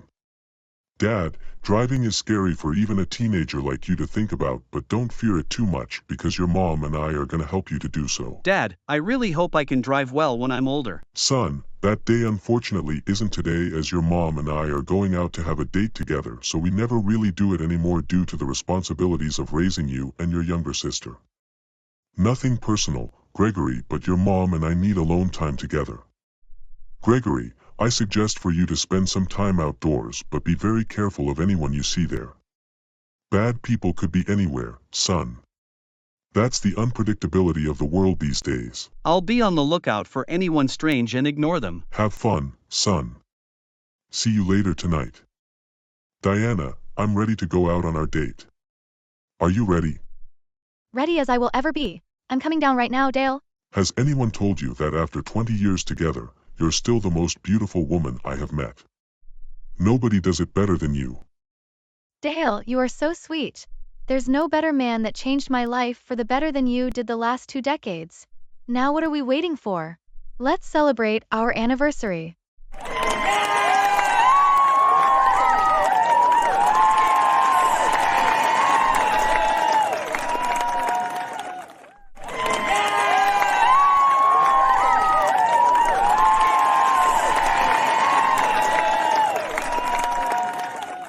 Well, you look at that, people are cheering us on. I know, Dale. This is fun. Thank you for our 20th anniversary present. I'm so happy we found each other, 20 years together. I'm so happy I chose the woman of my dreams, which was you. I love you, Dale. You are the sweetest man I've ever met, the best 20 years I've had with you. Ah, Dale and Diana cuddling. It's a lovely thing to see from my 2 best friends. I love both of you very much. I miss you both.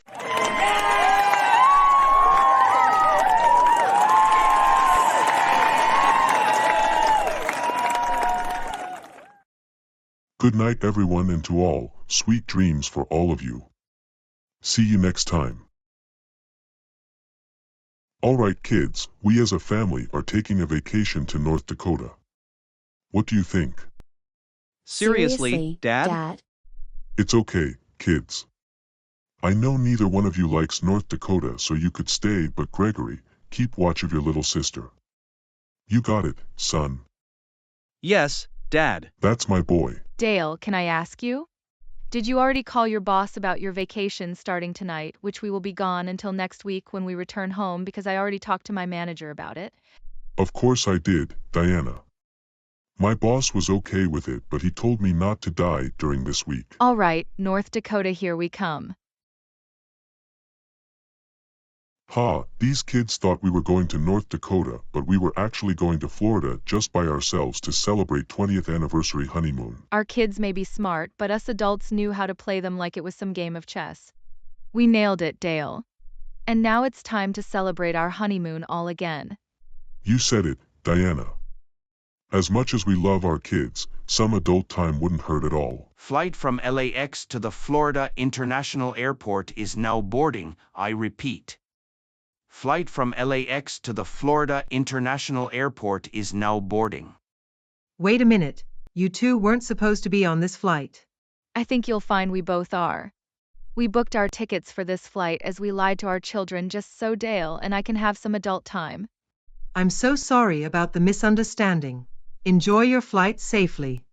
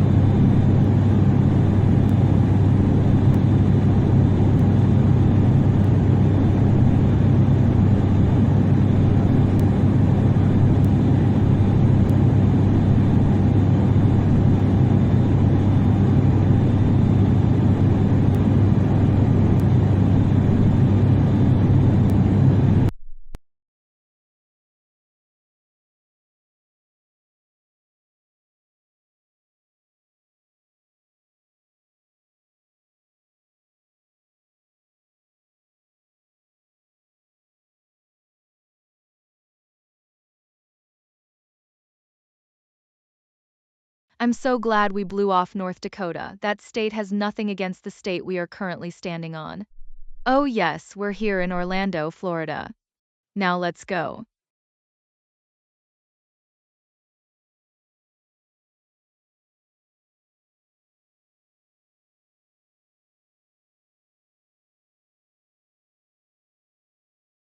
Diana, would you like to get some fancy dinner? I would love to, Dale. Let's get out there and have fun. Here's your steak for you, Dale. How did you even know my name? It's shocking someone in here actually knows who I am. Right away, Mr. Magna's vice president. I'm giving you a plenty tip.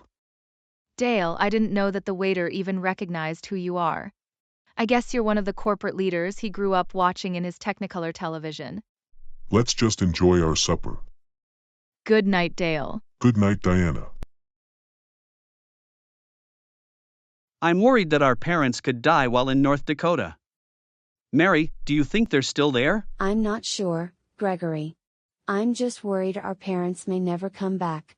Why don't we try calling them? It says nothing bad happened there. All right, let's call them. Dad, is everything okay? Oh, nothing, Gregory and Mary. Your mom and I are still in North Dakota. You two would have wanted us to disappear off Earth for taking you there. Oh, come here, Dale. My sweetheart. I love you, my bearded husband. Mary, let's go. Mom and Dad lied to us, they're somewhere fun. Let's go to Florida to catch them both.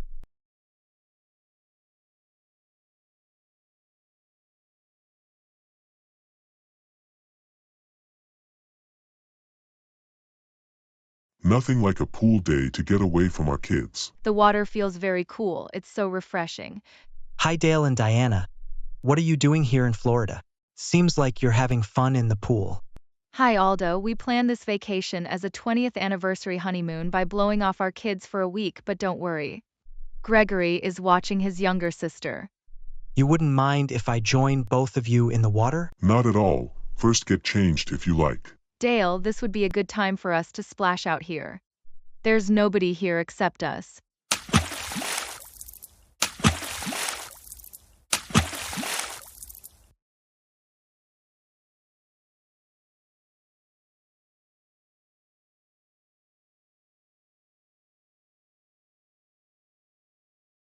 I gotta ask, Aldo. If you're here, then I'm guessing Paulina might be here too.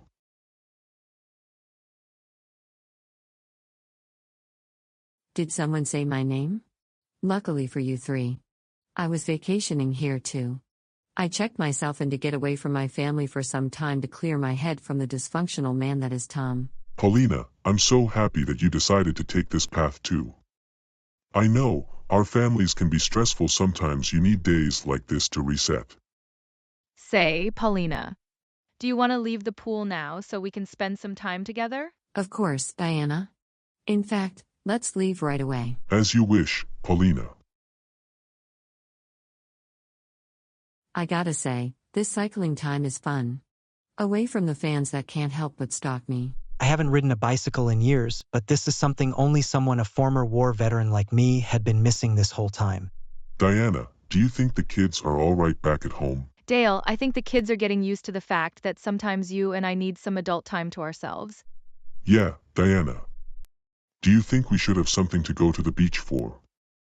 Diana, do you think we should sprint to the end of the beach? Of course, Dale.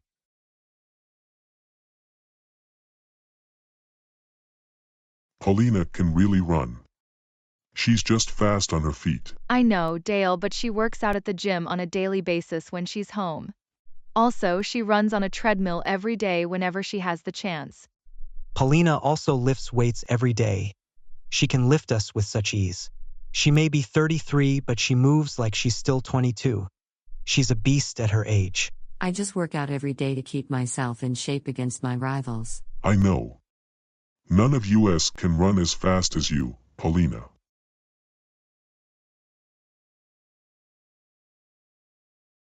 Guys, I think we need to rest for a few hours, then we can go out for a nice dinner.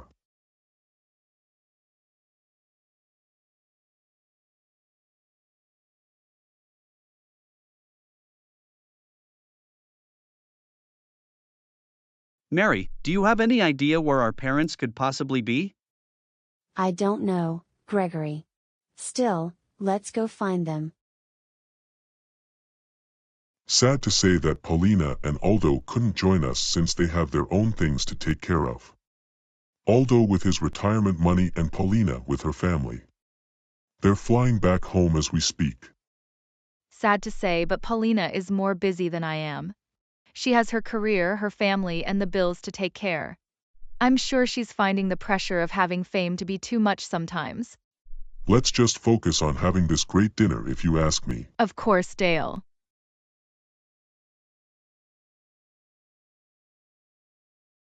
I would say, this was a fun vacation we had, but we have to return home tomorrow away from here and back to reality. Yeah, Dale. That was fun. 1 week without our kids, it was the greatest day of our lives since 1960. But we still love them. I'll get the door.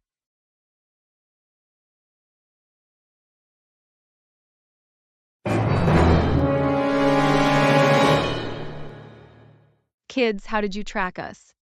Because you lied to us. Mary and I were told we were going to North Dakota, but instead you went to Florida just to blow us off. And for what? So you could forget all about us. Where is the lie in that? You also lied to us about something serious happening in North Dakota, but again, you were far away from it, right? Gregory and I want to hear the truth about why you ditched us for 6 days in the Sunshine State without us. Shut up, both of you. I get it, your father and I lied, but that is because we have been unable to have a vacation without having to worry about your safety since you two were born. How did you two fly all the way over here? It was simple, we took a train all the way here for a cost. All you two did the last few weeks was be busy with your jobs. It's costing us our own sanity, don't you get it? Gregory. Mary. Your mother and I are really sorry that we lied to you about spending time on vacation as a family. I just didn't want you two to ruin what was left for us as a unit. I guess we'll admit defeat and head back home in the morning. Family, I'm glad all of us are back home now. That argument was uncalled for, but thankfully, we resolved and worked together as a family. That's all that matters, is we still have each other. With that being said, let's go home.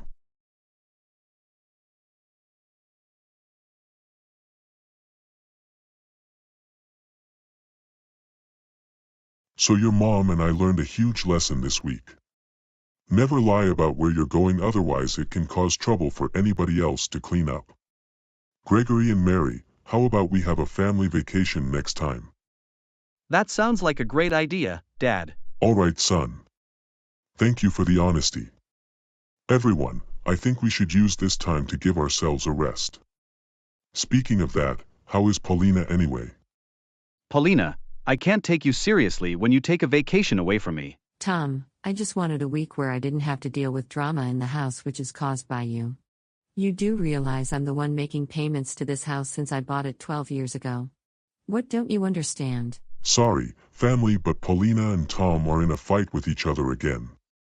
Man, Paulina really needs to get rid of that narcissistic man very soon, otherwise she'll lose her sanity completely. See you later, kids. Mom, can you please what is going on with Mary? Also, Dad? Gregory, I think Mary left for her bedroom while your father is off again to resolve our neighbors fighting each other again. That's a long story for another day. Get some rest, son, and maybe we'll bond with some mother-son activities. I think we should save some stories about your father for another day. Let's get some rest and feel better tomorrow. That is. Kids, today, we're going to the cemetery to celebrate Lala's birthday there. That's right, kids. We're going there to honor her memory. We want you two to not cause any disruption, are we understood? Yes. Good, now let's go.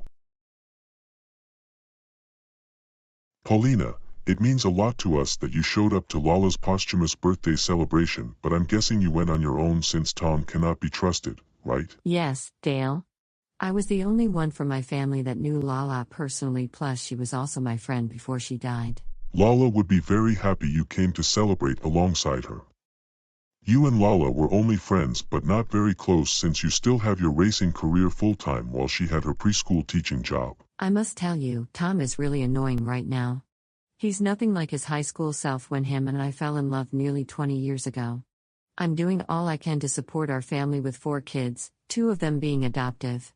Life can be really stressful.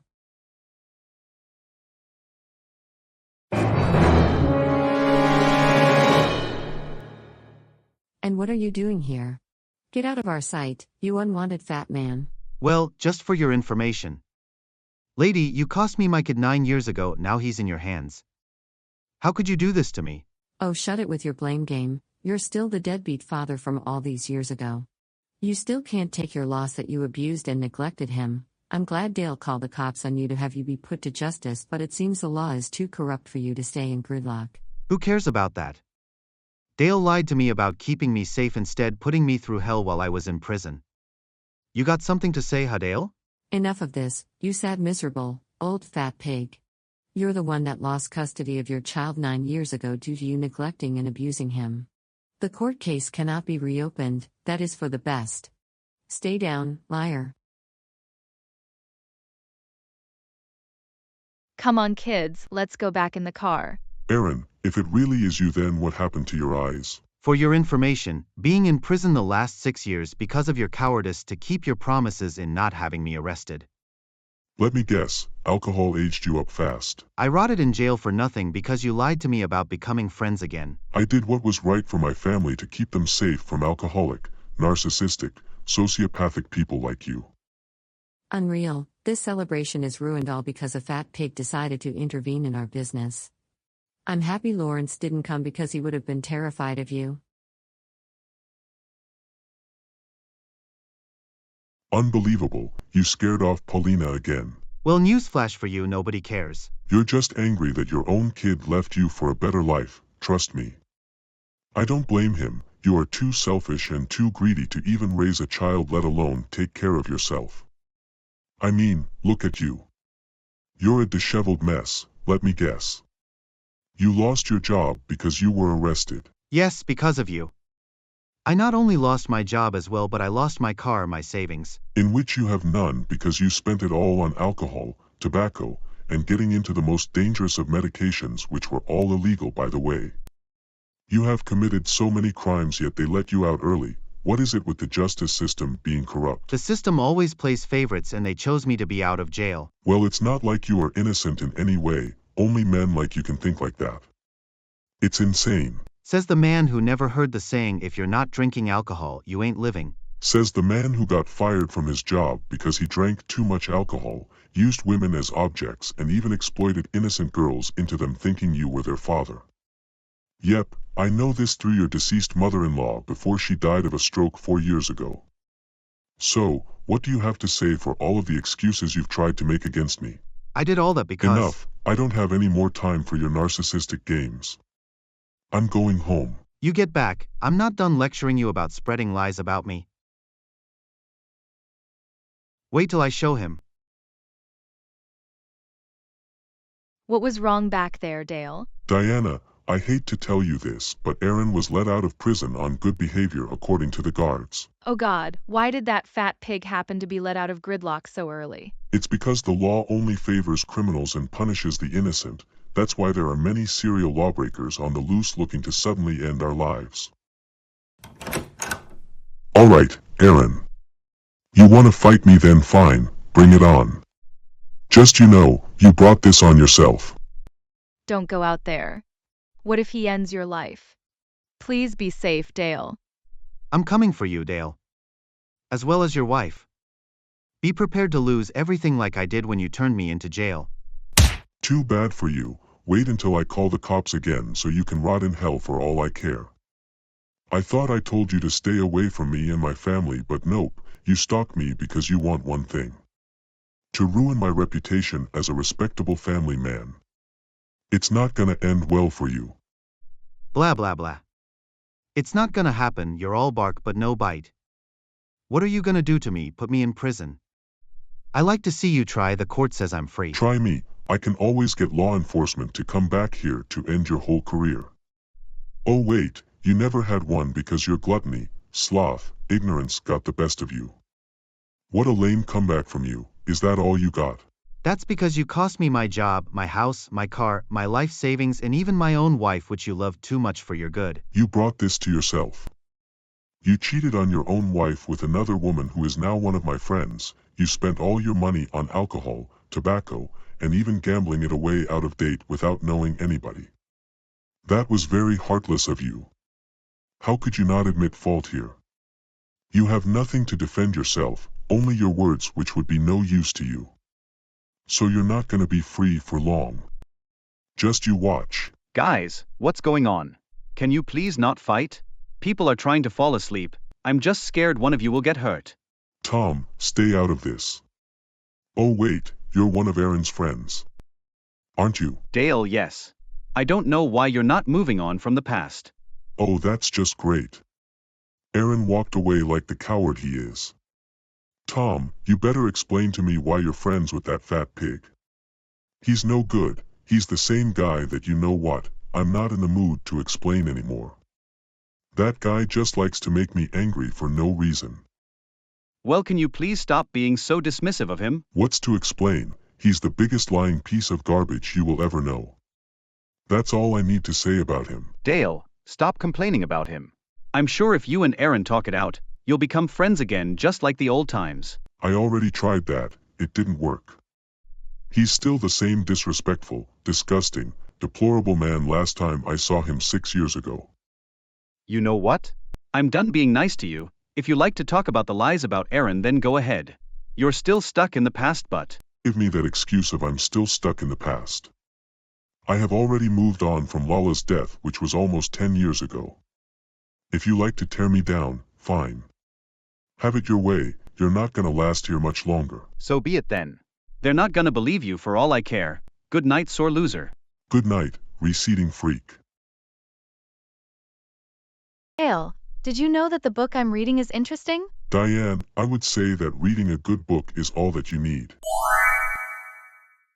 I'll get the door. I wonder who could it be? I believe, Dale, that these are our new neighbors. They just moved in today, now you two youngsters. I want you to introduce yourselves first. Hello, my name is Edward Goodwill. I am 23 years old going on 24 this year in 1977. I am looking for a new job in my new city. I had to leave my old job because they said I was John Lennon's younger brother, but I know I am not. Nice to meet you two neighbors for the first time. Hi, I am Anna Fletcherman. I am 22 years old and going on 23 this year. I am the new vice principal of Victory City High School. I am working to better understand modern teenagers. I am Edward's girlfriend. I am on track to get married with him soon. Hello, I am Diana Sanchez Davis. I hate saying my age, but I'll tell you mine anyway. I will be 42 years old in 11 days. My husband has known me too well since him, and I have been wed since 1955. I currently work at a grocery store as a cashier. It's a very difficult job. Lastly, I am Dale Allison Davis, the Vice President of Magni Industries, soon to be my boss's successor when he retires. I am a father to two beautiful children. Gregory is my son and Mary is my daughter. My son is 15 and my daughter is 10 years old. Both are growing really fast. Diana is my wife of nearly 23 years. I love my family with all of my heart. They come first in my priorities rather than my career. I'm nearing 43 years old this year in June. Let's take you on a tour of our house. So this is where Diana and I prepare food for our kids. We don't go out to eat very much, as a few years ago there was a fuel crisis where gas supply was an all-time low, so many brands had to really think how they produce products, and most of all, automobiles. Wow, Dale. That's cool. My girlfriend and I were thinking of. You better stop. What was that? I'm scared now, Dale. It's just Paulina getting angry again at Tom, by the way. By the way, I know him as well. I really hate him for reminding me of what I was when I was much younger myself. You know full well, Sting, that you interrupted my workout. Why would you do that when I'm trying to stay in shape myself?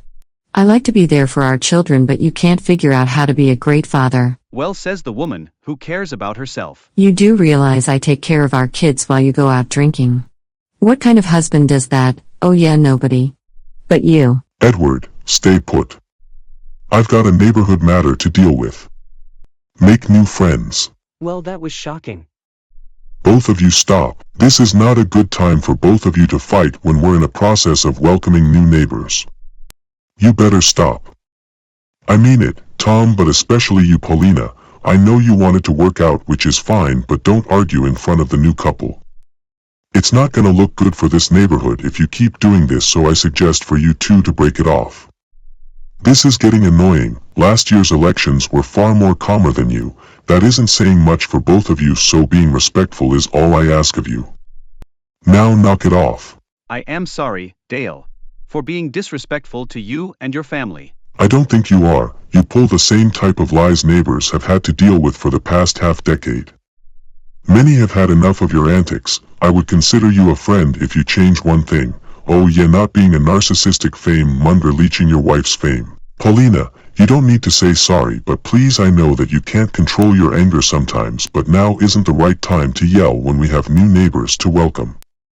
You and I are still friends, and I love how much you have grown as a person, from an irresponsible youth to the matriarch of your family, holding moralistic values to yourself. Not fair. You didn't make my wife say sorry, but you still forced me. Why? That's because, Tom, there's a fine line between a good person and a bad one.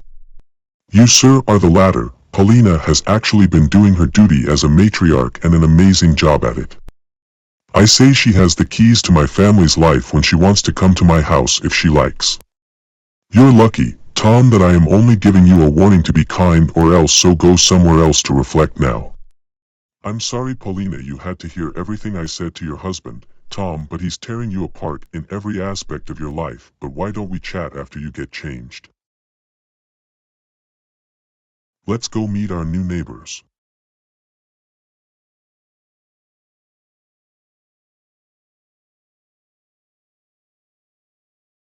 Sorry you had to deal with the arguing and my anger, but the woman in purple clothing is the world-famous Paulina West, racing champion and one of the greatest drivers to ever pilot a stock car for 17 years. She's only 35 years old, nearly 8 years younger than I am. Tom is also in this profession, but I grounded him for his actions and started the fight in the first place, so he won't be here today. I have a question, Dale. How did you and Paulina become friends in the first place? That's another story for another day. I'm sorry if I have to kick you out, but I want to hang out with 2 of my 3 favorite women alongside my daughter. See you 2 soon. Goodbye, Dale and Diana. It was a pleasure to be given a tour of your place. See you soon, bye. I'm gonna go rest in my bed. See you later, Dale. Paulina, at the end of the day, you're still my friend after this time, because friends don't quit on each other after one fight. Plus I have respected you since you have become a far better person the past 15 years. Let's have dinner as friends. How does that sound? Sounds good. I need to clear my head anyway. Let's go, Dale. Aaron, it really hurts. Why did you have to pull me off my love seat? Was it really necessary for you to do that? Come on. Come on. You know I'm not going to divorce my husband anytime soon. Him and I have been married for nearly 22 years. I have 2 kids and this loving house. Now will you please leave my house? You're scaring me. I don't care. I can't believe you chose Dale over me when Lala was becoming too needy for me. Now prepare to dump your husband for me for all my glory. Never. I'm not gonna want your beer-smelling face all over me. Now go before I call the police to kick you out. Become my wife and you won't be hurt at all. Hands off my wife. You filthy beer-smelling rat.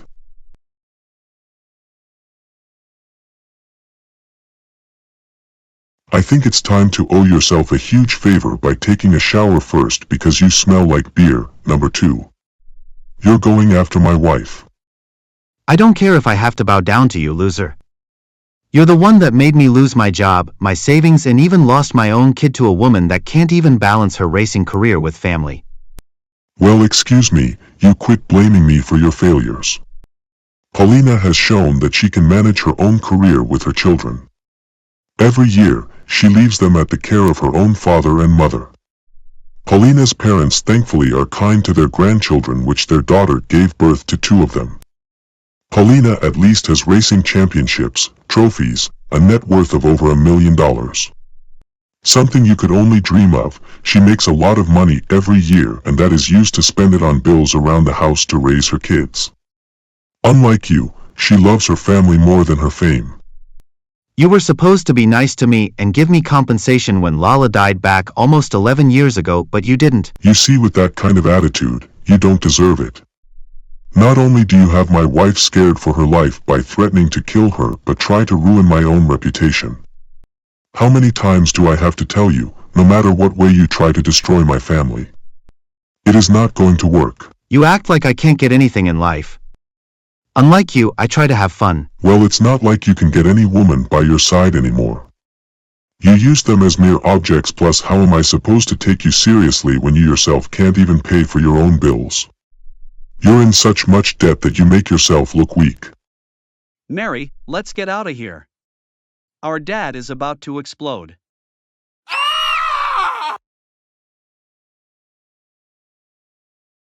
Congratulations, Aaron. You just scared off my kids. What do you say about that? They're a bunch of naughty little children who deserve a spanking because back in our time when our kids misbehaved, we gave them a good old paddling. You want to go at me? Then you do your worst. It's not like you'll do anything to me physically. I work out at the gym every day, unlike your fat, entitled self. Bring it on, Davis. Keep my family's name out of your yapper. Screw you. What is going on? I hope everybody's okay. Edward, do you seriously want this man to be your friend? I appreciate your kind personality, but really, trying to reason with someone who has not only committed serious crimes and broken the law many times, but has tried to destroy my family, all because of his jealousy. Dale, I had no idea he's done all things, but still, the past is the past. People can change for the better. Ask my girlfriend how she's turned into a blossoming human being with an ambition to do great things. That's what Aaron wants you to think. He's not your friend, please understand that. I don't want people like him to be your friend. He's arrogant, selfish, greedy, and a terrible influence on anybody. He's absolutely vile as a person, he'll never change. He did the same thing to me, over 10 years ago, yet he never listens. Dale, I know somewhere inside is a good person in him. And you still believe Aaron is your friend? It's fine to befriend him now, but I'm warning you. He's gonna use you for his personal gain. Thanks for the advice, Dale, but I'll head home now. Edward, maybe there's something I need to tell you. The story of how Diana and I became a couple. One of the best days of my life, but first it was January 1955. It was a few months after Lala and I had broken up due to our differences. You see, it was January 23, 1955, I was walking down the street until I saw a woman with blonde hair. She looked sophisticated from her standpoint. She had a blue suit, looked ready for anything to break the stigma of women being stagnated as housewives to us husbands of our respective dates. Top of the morning to you, nice lady. Top of the morning to you, young man. Now, I was just walking along. If you want to know who my name is, then my name is Dale Allison. How about yours? Well, Dale, my name is Diana Sanchez Davis. Nice to meet you. I suppose you don't have any plans for today, right? Not really. I told my own parents I'd spend time outdoors for today. They gave me the old saying of finding someone nice to spend the rest of your life with. Oh yes, that is so sweet of you, Dale. Let's go. Diana, I went through a breakup with Lala a few months ago. 1 week after her and I saw A Star Is Born by Judy Garland. It was the final date her and I had as a couple before we split up due to our differences. Lala wanted to become a teacher and I want to someday become the president of the company that I am working at now. I hope Lala is okay right now. I am so sorry, Dale. I am sure Lala can be a great friend to me as well if her and I met now. It just is sad that she moved away days after her and I split up. It still hurts to this day. I did everything right to keep her happy, but adulthood can ruin everything. Dale, I too have had a romance that went south, but in my case, my ex-boyfriend was too greedy with me. All he would do was brag about his status, as if he was better than everyone else, but I broke up with him. He was no good to me and my family, but I will introduce you to my parents soon if you like. Diana, at least you're not with that man anymore. He was nothing but trouble. A failed romance was what we had, but we can recover together. Dale, you want to go out to the diner next week? 10 past 12 p.m.? Diana, I would love that. See you next week. Dale, it was nice of you to drive us here. You are the sweetest thing since the invention of the telephone, only 80 years earlier by Alexander Graham Bell. Also, to pay for our dinner. No issue, Diana. I would like to see you again because has anyone told you a kind woman like you is hard to find in a hay of single people? Dale, you are like the sweetest man I've ever met. Not even a week into meeting each other, I would say you are much better than my ex who I broke up with. I am so glad to have met you in my time of need. I really needed companionship after a devastating breakup I had last October. Dale, you want to go and visit Lala? I would love to see Lala. Last time I heard from her through telephone was she would love to see me again but to introduce me to her new boyfriend. So why the waiting? Let's go. Dale, it's been a few months since we last saw each other. I'm so excited to see you, buddy. Lala, after a few months apart from each other after breaking up, I realized we missed each other's company. So what is this new boyfriend you have now? Hi there, my name is Aaron Jose. I'm a 26-year-old looking to make my girlfriend happy. Who are the other two behind you, Lala? These two behind me are Dale Allison and his new girlfriend Diana Sanchez Davis. Dale is like my second male best friend. He was the sweetest, kindest, and most charming boyfriend you could ever ask for until we broke up months ago over different ambitions from each other. Diana is my new friend. So far she's been welcoming to me and is accepting of our relationship.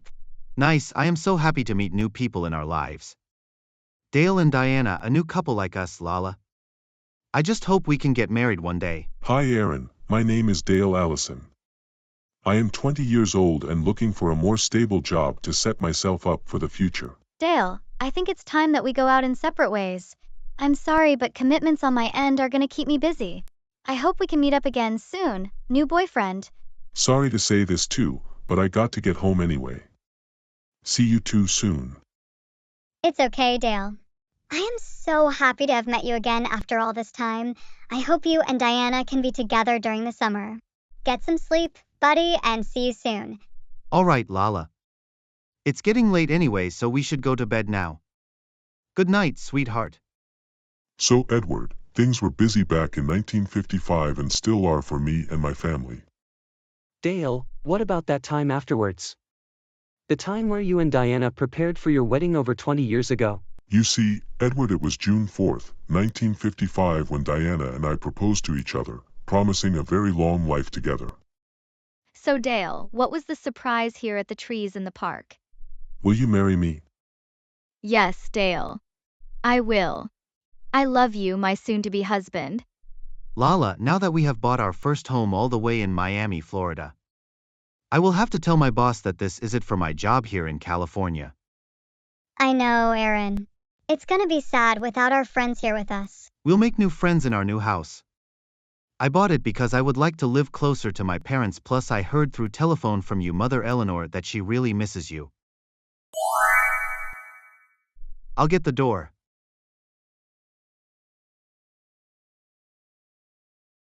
Hi, Lala and Aaron. You'll be happy to know that Diana and I are gonna get married next month. I'm so happy for you too. I hope all goes well for you, Dale, with your woman. Thank you, Lala. You're so kind, always knowing what to say. I hope the wedding between Diana and I goes well. I'm sorry, Dale, that you and I broke up last year, but we weren't spending as much time as we loved to in the past, plus you have your job at the office, and I'm focused on my relationship with Aaron.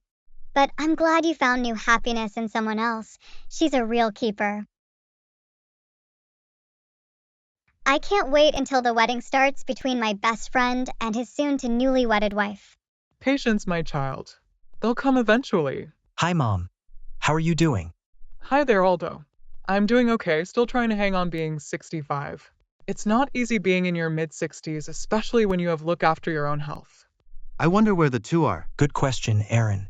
I hope Dale and Diana are preparing for their union. I hope for the best in both Dale and Diana, although both of them aren't my kids.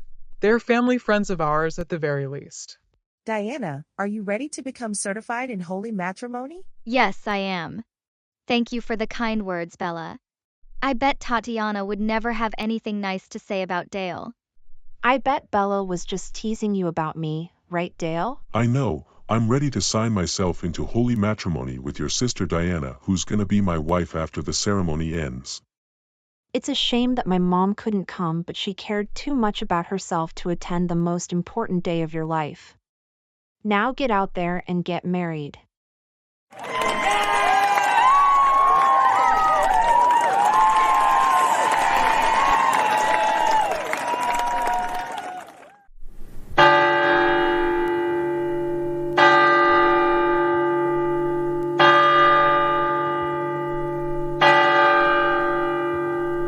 We all gather at the matrimony of Dale Allison and Diana Sanchez Davis on today, July 23, 1955. For any reason, these two should not be wed. Speak now or you'll forever hold your peace. Do you vow to take care of your partner for better or for worse, and in sickness and in health? For rich or for poorer, you'll love them regardless till death do us part. Dale Allison, do you take this woman to be your lawfully wedded wife? I do. And do you, Diana Sanchez Davis, take this man to be your lawfully wedded husband? I do.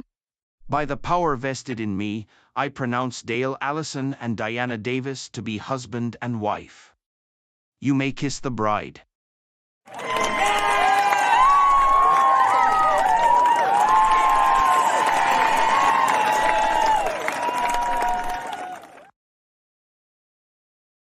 And that's how I fell in love with the woman I married nearly 22 years ago. I'm happy Diana and I are still together after all these years. And nobody makes me happy more than you, Dale. I'm so happy you talked about us. You're so sweet. Now let's get ready for a romantic date between us tonight. Sorry, Edward, but Diana and I want to be alone right now for the romantic date. I hope you understand. Again, thanks for coming over. I like you to visit anytime you like. Goodbye, Edward, and see you soon. Goodbye, Dale and Diana. I hope you two have fun tonight. Shall we kiss? Of course, Diana. Boss, can you shut off the camera now? Thank you.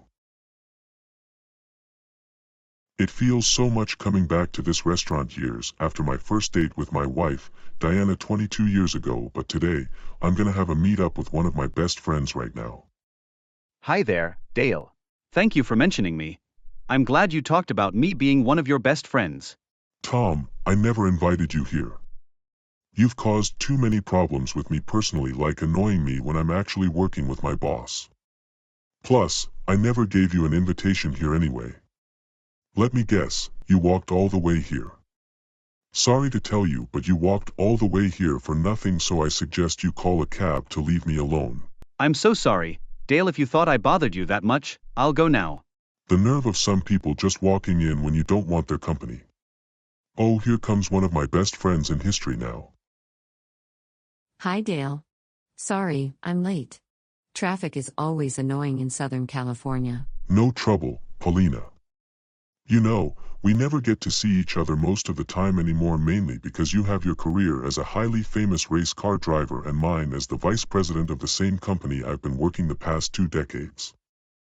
I know, the pressure of being a famous racing driver can really get to you. You start to miss your family, you start to miss yourself every day. You even start to forget who you are as a person since I don't have time for my kids. I'm thinking of retiring, but it's something I can't simply walk away. The press wouldn't like me if I do. What do I do, Dale? I feel the same way, Paulina. My work as the vice president is mentally taxing on the body. I feel like I have no time to spend with my family anymore. Which makes me feel sad, heartbroken, rejected, in even the same way I was when Lala and I broke up all those years ago. Paulina, as for your question, make the best of what you have now, because in life, we often don't get second chances to do it all again. You got this, Paulina. I know you're my friend, and if you need anything like advice, come to me or my wife.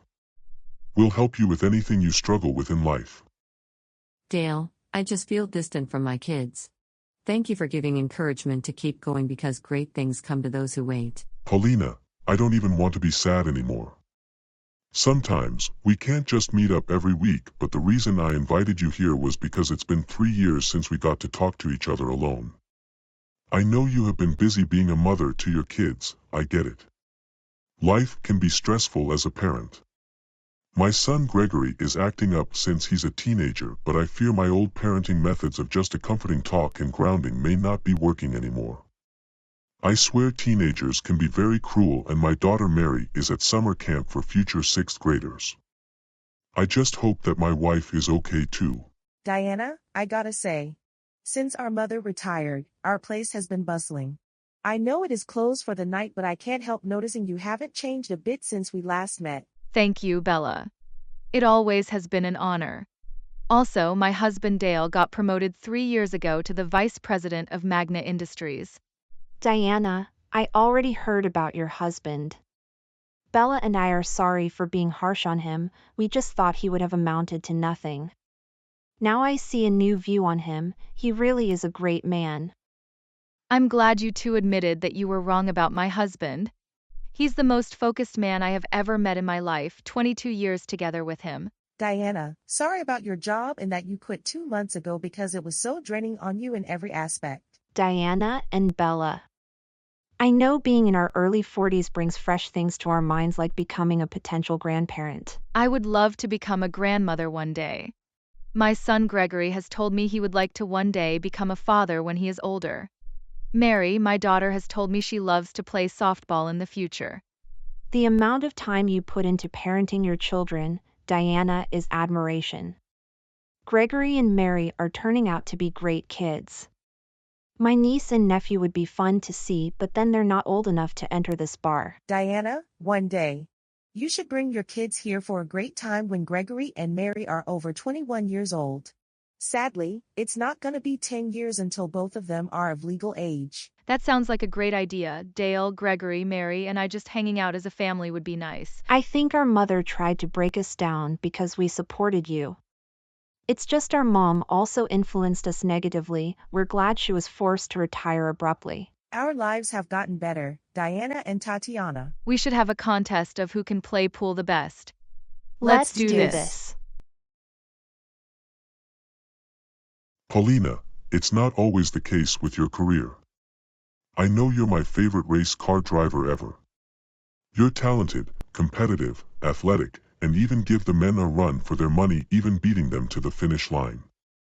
Dale, I'm just stressed out that my kids are gonna grow up without a mother, just a paternal figure. Lawrence needs guidance, and he's told me I'm the only one that can help him. Paulina, Lawrence is a great kid but misguided. I've seen that he's easily influenced by other things like other teenagers. I tell you, the other teenagers can be rebellious. I would know due to the fact Gregory is going through this. Dale, I think it's time we leave for home. Good idea. Dale, you do realize I need to go to sleep now? Good night, Dale. Good night, Paulina. Have a great night and maybe we'll talk next week. Edward, maybe there's something I have failed to tell you. The story of how Lala and I met again 17 years ago today in 1960. Today's date is October 23rd, 1977, 17 years after I saw Lala's longtime dream come true before my eyes. Dale, and I didn't want to tell you this because I know it will make you very sad, but this is the true story. So you see, it was October 23rd, 1960. Hi, Aldo. How is it going, my big brother? I'm so happy today because I finally designed my classroom to look like a real futuristic feministic place where everyone feels welcome. I just like to make the world a better place. Hi, Lala. It's been a few years since we last met, but let me tell you, the wounds of Vietnam are getting worse in that country. I'm hopeful to win for the United States. I gotta ask, how is life as the brand new preschool teacher almost 2 months after starting this job? It's going great. I finally realized my lifetime dream at just the age of 24. I gotta tell you, the journey to get there includes 6 years in college, just graduating last summer. That day was one of the best celebrations of my life so far. I'm glad you asked. I'm just so happy right now. I hear someone at the door. I hope it's good because in Vietnam, war is lurking at every corner. Your big brother will protect you. Don't worry, Lala. Oh my goodness, hi Dale. Oh my goodness, I'm gonna pass out, Aldo. It's been nearly 2 years since we last met. Last time you came to my wedding between me and Aaron. That was a great day, hooray. I'm so excited that I want to hold someone's hold now. How is life for you, bud? I missed you so much, and your wife Diana too. Dale, it's been almost a year since we last met, but I'm now in combat, but my army allowed me time off to see my family again. Also, Lala, you might want to keep your happiness to a low here, but I know you're happy to meet your old friend again. Dale is more than just a friend to me, but he's helped me through my worst times when you went off into war and when Aaron was away on business trips across the country with Pan Am, also when I felt doubt chasing my life's goal. So Dale is my second male best friend. I've known him for over 10 years. He's my bud after all. I wouldn't be the woman I am today without him. Also without him I would never have found the man I'm married to only 2 years later, so he has saved my life. Lala. It's been forever since we last saw each other. The last time was when you got married to Aaron 2 years ago. I'm sorry we didn't see each other last year, but I'm busy with my job at Magna Industries and you were busy chasing your dream in college the last 6 years. My boss has been thinking of promoting me again for my hard work. He's an amazing person, but although it's been too long since we last saw each other since you are at war now. It makes me sad, but I know you're in good hands, but when you die, my family will make sure to honor you every year. Come on, let's go to my house right now. Let's go to Dale's place, hooray. So you see, this was a flashback to a better time in 1960. Now we're 17 years away from it. Diana and I still miss her every day because her life was taken far too soon. Have a good night, Edward, and be safe.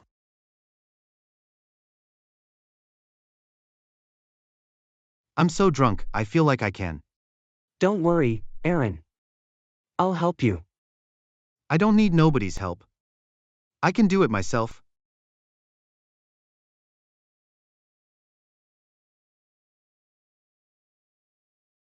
I'm really worried that Aaron is becoming sick with alcohol poisoning. He has drank so much that he damaged his liver. Edward, what's wrong? I see your worried expression about something. Tell me what happened back there. I was scared that you wouldn't come back. Aaron threw up at his house's living room because he drank so much last night. I really hope he's okay. Edward, I think you should go near Aaron. He's a terrible influence on you. I know you're trying to be nice to him as a neighbor, but Dale advised us to stay away from him. Anna, I'm gonna check on him.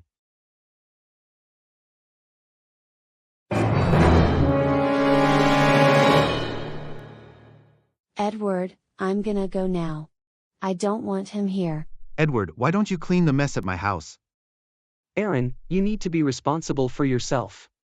There are things I like to do for you, but cleaning up your mess is not one of them. I'm no janitor, but you need to clean up after yourself. It doesn't matter, Edward. Go and clean it up now before I call the police. Aaron, that was gross. You smell like vomit from all the beer you've drank. It stinks here now. I'm so scared now. Please get out of my house, you're scaring me.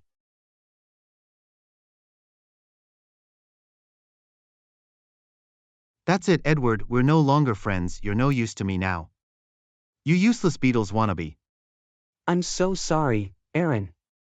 I'll do anything to remain friends with you. I'll get my hands on you, you're a fool in believing I would be friends with someone like you. Help me. Anyone, please. Aaron.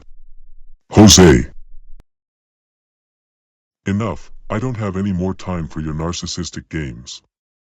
You spent all your money on alcohol, tobacco, and getting into the most dangerous of medications, which were all illegal, by the way.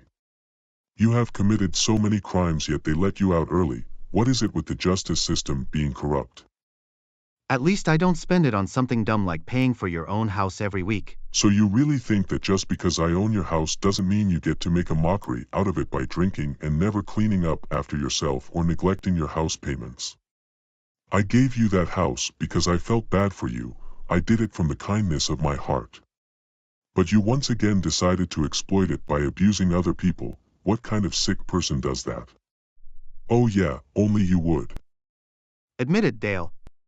You're just a miserable old prune that can't admit that you always lie about what I've done in the past. Says the one who is 8 years older than I am, who you're calling an old prune.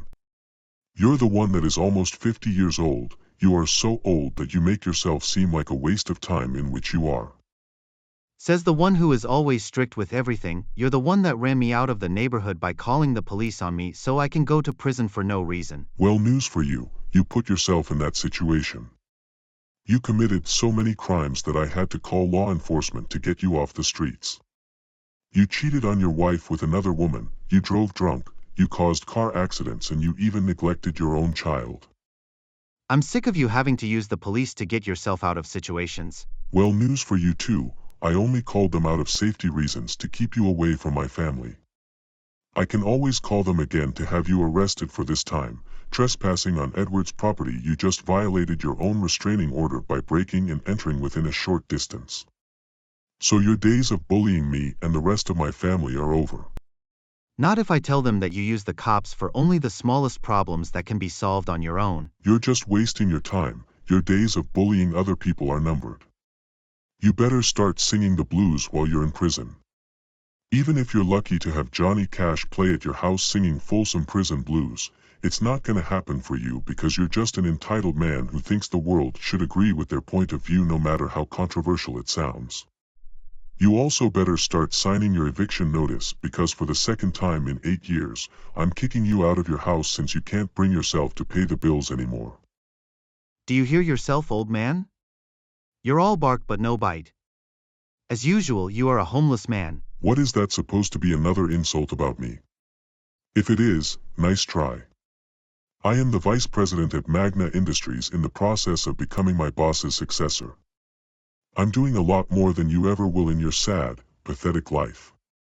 You are sadder than me, and that is saying quite a lot. That can happen to anybody. Besides, your boss is just another man like you are. Oh, so now you're taking digs at my boss. You have sunk so low to try insulting me and my boss. My boss may be old, but at least in his 67 years of life. He has accomplished far more in that time than you ever will your entire life. I'm done talking to your corporate hole. I'm out of here. That's right, run away like the coward you are.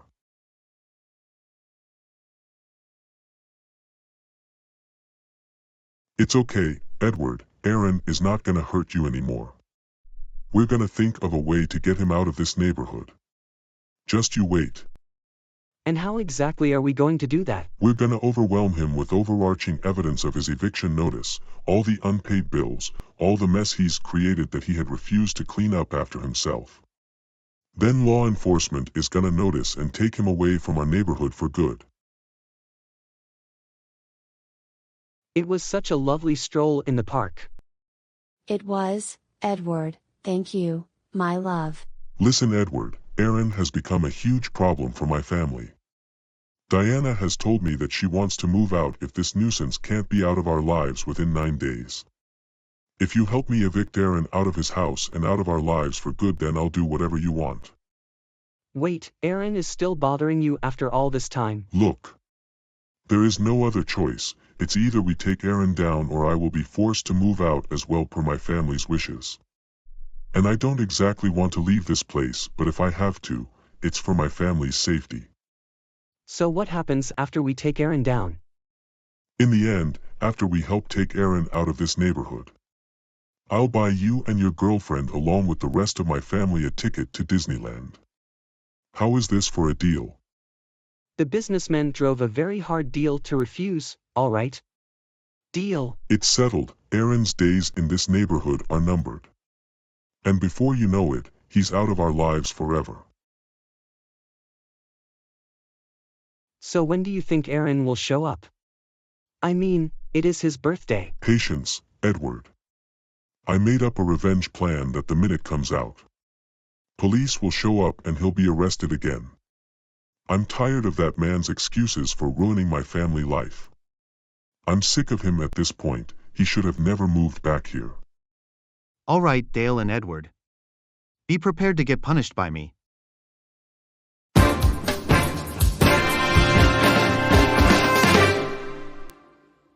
Sounds like the police are here, so your days of being here are over. So you're gonna have to come with them. Hands behind your back, Aaron.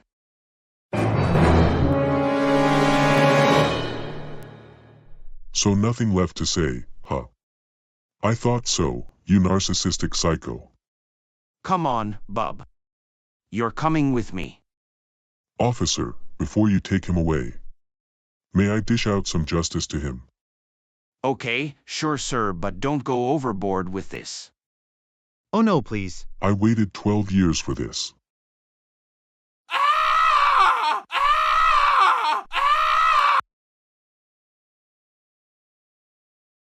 And you're under arrest now. For all the crimes you've committed over the years. You're going back behind bars. Now get in the car.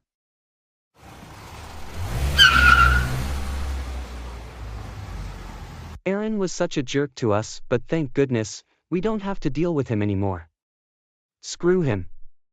Well said, Edward.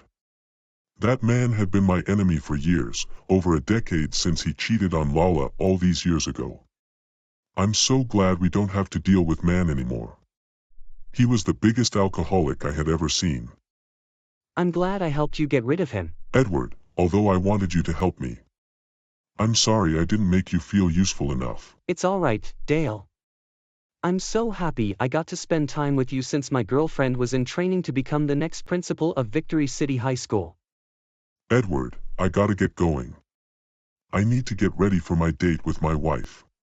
See you soon. Diana. Kids. Please come here right now.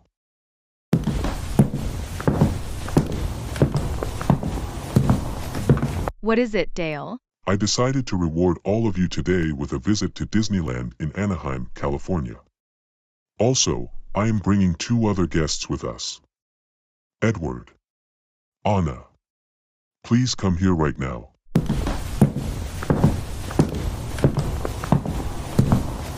All right. Now everybody. Let's go to Disneyland now.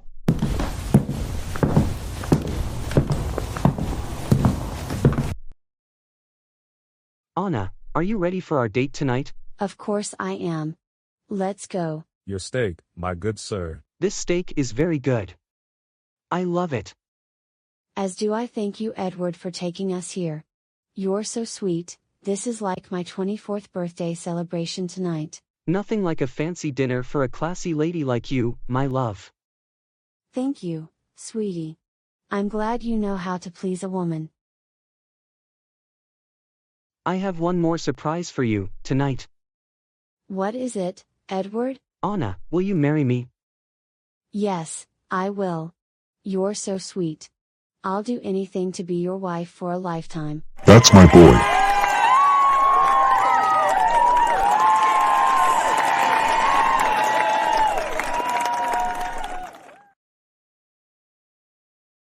I don't understand how you think that I'm overshadowing you in every step of the way. We're both racing drivers, we should be supporting each other. Not tearing each other down. Well, does it look like I care?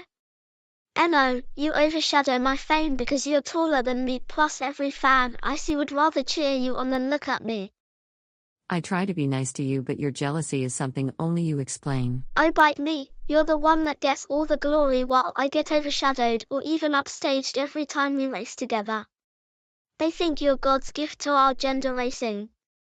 I have tried everything I can to be supportive, but if you want to tear me down for them to say I'm just a fame-monger looking for attention. Fine, be my guest, but let me tell you, it's not going to end well for you. Also, take this. That'll teach you not to lie about me or my family.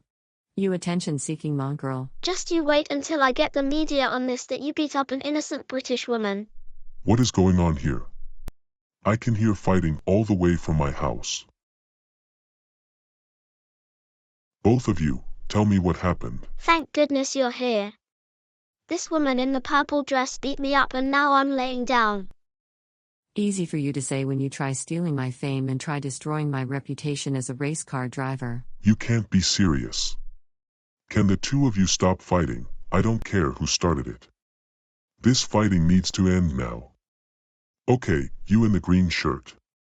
Can you please tell me what happened to start this fight between you and Paulina? Well, first of all, old man. I'm Paulina Rubens, a popular race driver. Plus, West over here started this fight by calling me names and shunning me of my own fame. I've won more races than the person standing next to me. You know why I hate West? Because she hogs all the fame and never gives me credit. I just wish her career would end now. Well, excuse me, Rubens. I may be old according to you, but at least, I am next in line to become Magna's president sometime soon. That's a lot more than you could ever say about yourself. Who cares about that, old man? Enough with insulting Dale, he is older than both of us. He may be 44 years old, but he's far more mature than your two-faced prune. Paulina, I appreciate you for defending me, but I need that British woman out of this house now. Now isn't a good time for you to barge in and ruin my time getting ready for a wedding we're about to attend. Put me down, old man. You're not helping. I've had enough. I don't have time for this. God, why don't people learn not to break into people's permission? You're not helping, Rubens. Now get out of Paulina's house.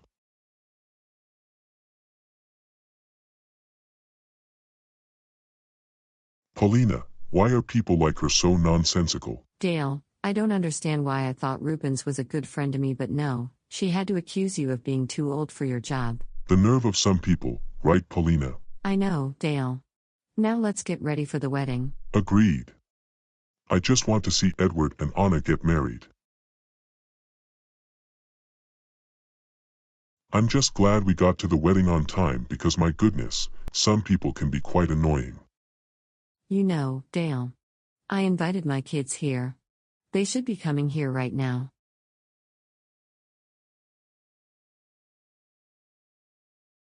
I'm glad you brought my kids with you too. I wish the best for the newlywed couple. Sorry that Diana couldn't make it. She is busy helping her sisters run the bar right now. Lawrence, how are you doing, young man? I've had more days where I didn't go to school because some of the people there pick on me for being a race car driver's kid. School unfortunately can be very isolating, especially when you don't have that many friends. Gregory, come here. Dad, what is it? I heard something about high school. Yes, son. Lawrence just said to me that most days, he doesn't want to deal with school. I know he doesn't have that many friends in life, mainly because most of them mock him for being a famous woman's kid or being a Barbie son. Dad, do you think Lawrence and I can chat here? Yes, son. I need you and Lawrence to chat for a bit. I know you two don't see each other much for reasons that aren't school-related. Lawrence, I'm sorry that you get mistreated out there, but if you need me, I'm always here. Thank you for always being there for me. Your help is much appreciated. Dale, it's always good to see you. Again, who are the two getting married? It happens to Edward and Anna. Two people who I befriended last year when they moved into my neighborhood. Nice. I hear the couple coming out now. Let's turn our attention to them.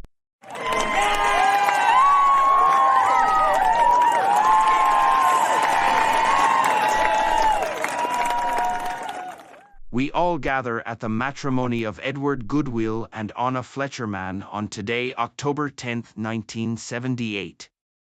For any reason, these two should not be wed. Speak now or you'll forever hold your peace.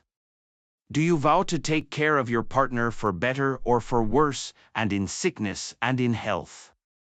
For rich or for poorer, you'll love them regardless till death do us part. I do. And do you, Anna Fletcherman, take this man to be your husband? I do. By the power vested in me, I pronounce Edward Goodwill and Anna Goodwill to be husband and wife. You may kiss the bride.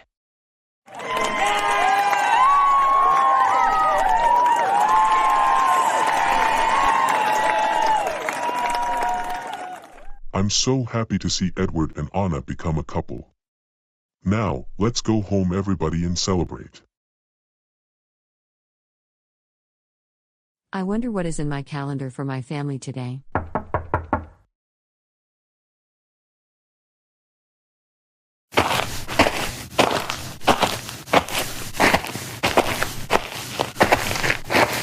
Paulina, it's been over a year since we last spoke to each other.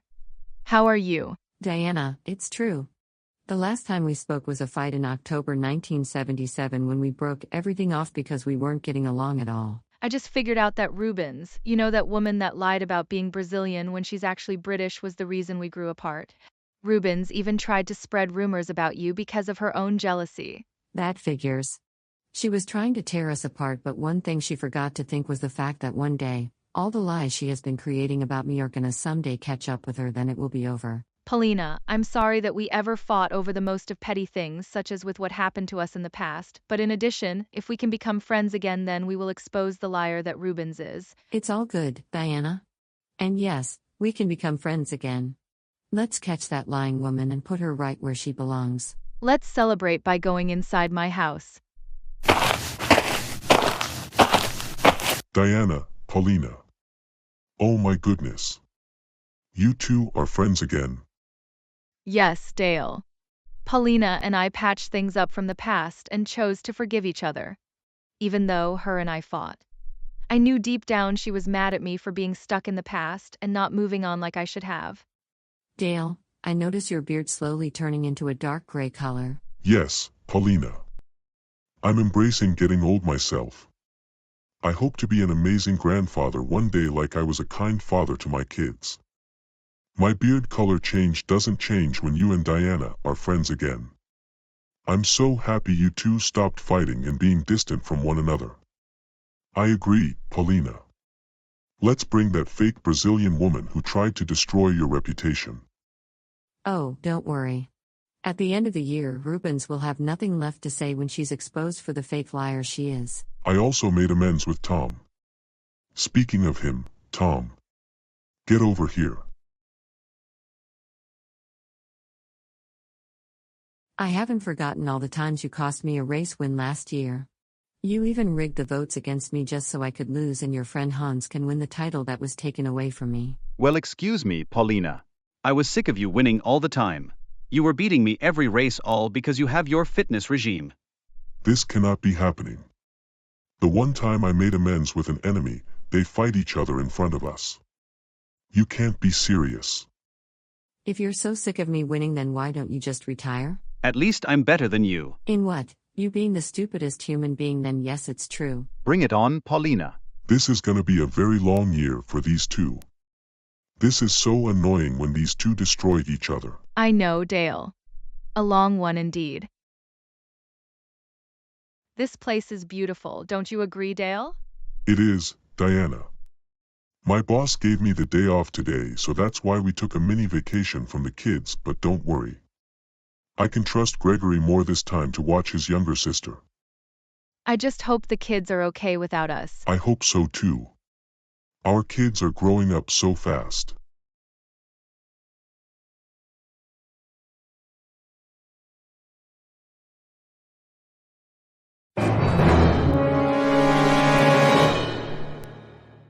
Rubens, I thought Dale and I made it clear that we couldn't see each other anymore after what you did to Paulina in trying to destroy her reputation.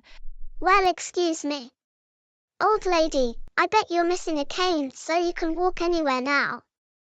Stop insulting my wife, you miserable, delusional Ono. Owen, where is your grey, old man? I bet you can watch me change colors right now. You can't be serious with this. Stop with the Paulina hate, you're just mad that she is better than you in every aspect of your life. You can injure your husband, just you watch and frame Paulina for it.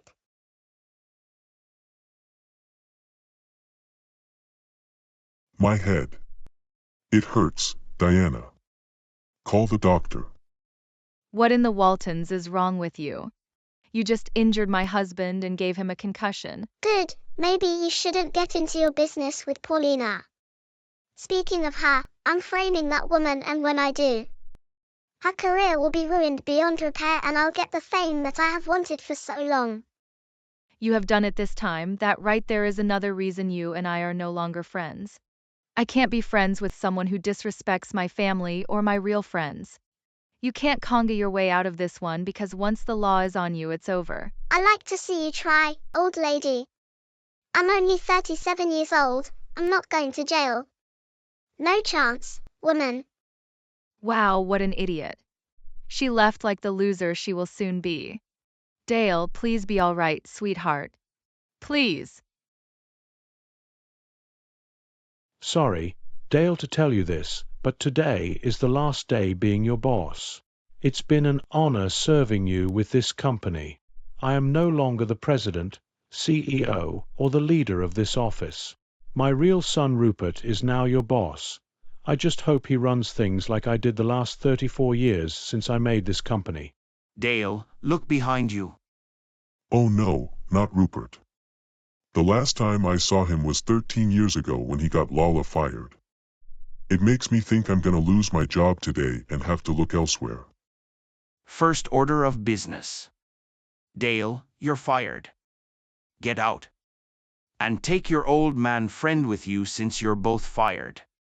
Please help me, Mr. Magna. I'm so sorry, Dale. There's nothing more I can do. Sorry, but I'm retired now, so I need to leave.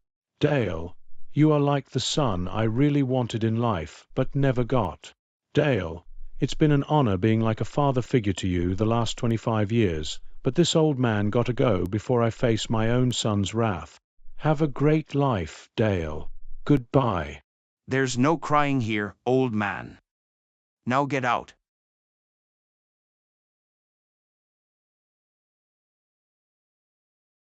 What's wrong, Dale? You can tell me. Diana. I just lost my job. Oh no, Dale.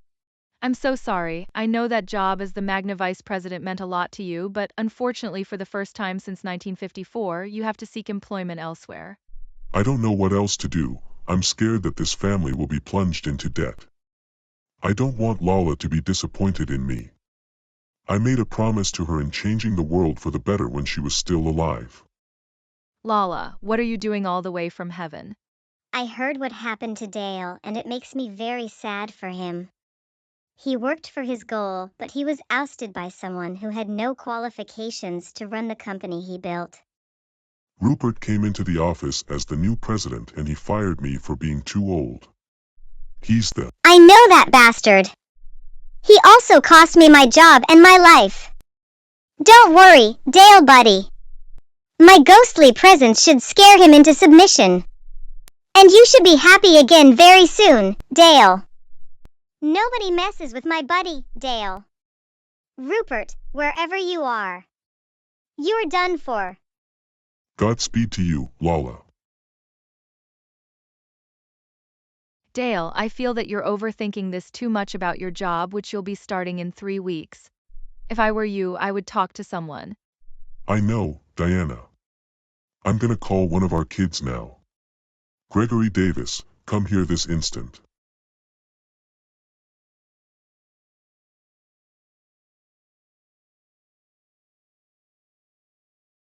What is it, Mom and Dad? I was in the middle of a telephone call with my girlfriend Daisy about a possible date sometime this week. What is going on? Your father has something to tell you. That's right, Gregory.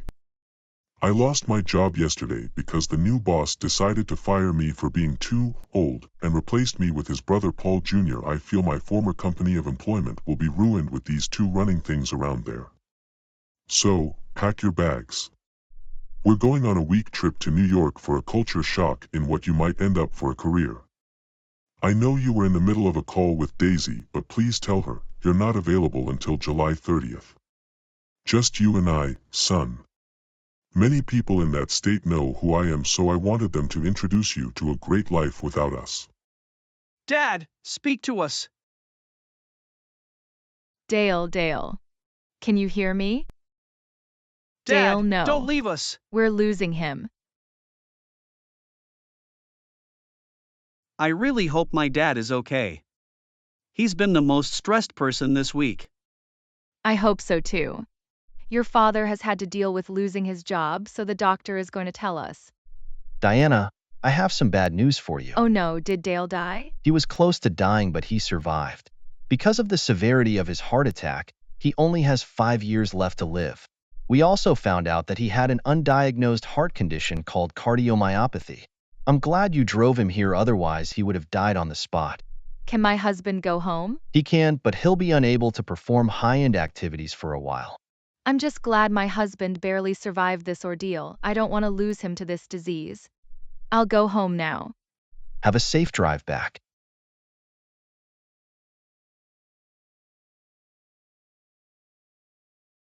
It's okay, Dale. You just take a rest and feel better soon. I'll go on this trip with you, Gregory, so your father can rest. Dad, everything will be better. Rest as much as you need to. Don't put so much stress on yourself. If you need Mom to go on this culture shock trip with me instead, then that's fine. No. I'm not resting until Gregory gets to see New York for himself. Okay, fine. Gregory, please keep your father company until he starts to feel better. Have fun, you too. No problem, Mom. We'll have fun in New York.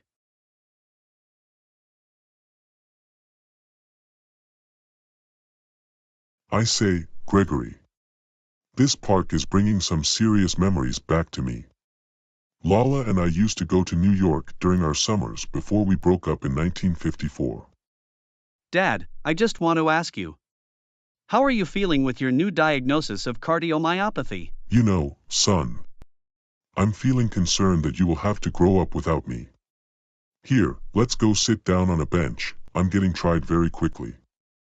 Gregory, when I went to the doctor some time ago and what he told me was devastating. What is it, Dad? When I was diagnosed with cardiomyopathy, the doctor gave me a very grim prognosis. I have only 5 years left to live unless I had a heart transplant. And you know this, son. The waiting list for a new heart is very long, and even if someone else were to be an organ donor, it would be too late. Oh man, Dad! I don't want to lose you! Gregory, don't feel bad for me.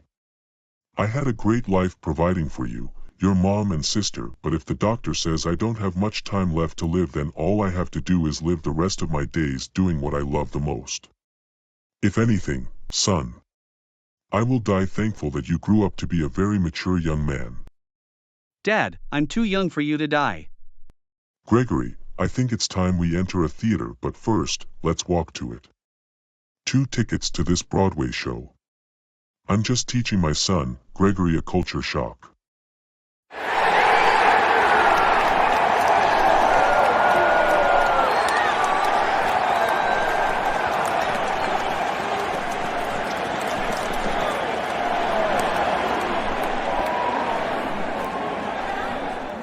Dad, I'm very sad because of your diagnosis of cardiomyopathy.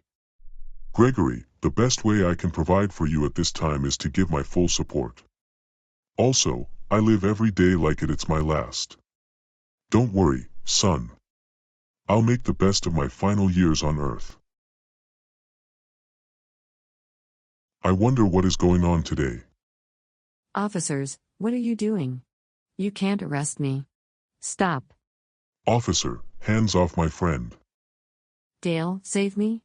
I'm being arrested for no reason. Listen here, old man. Your friend Paulina here committed serious crimes, assault and battery on you back in Georgia a few months ago.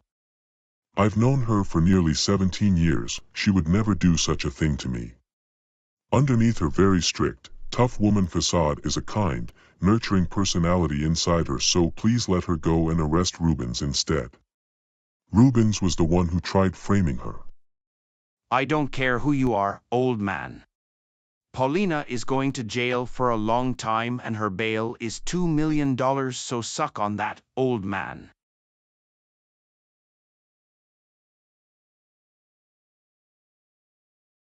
That officer is gonna regret this.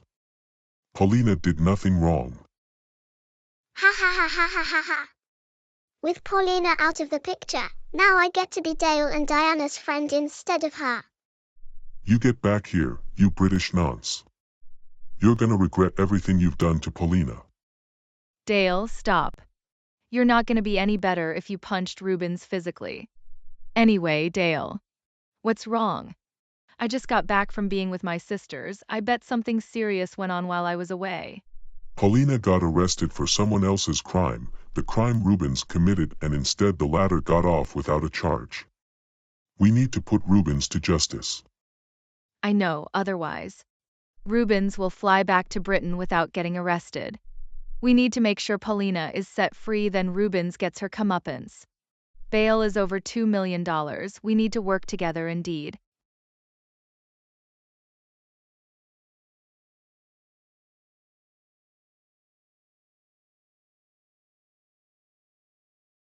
Paulina, I am so sorry that Rubens did this to you by framing you for a crime you never did. Thankfully, I was able to make enough money to bail you out today, so get out of this cell and into our car now.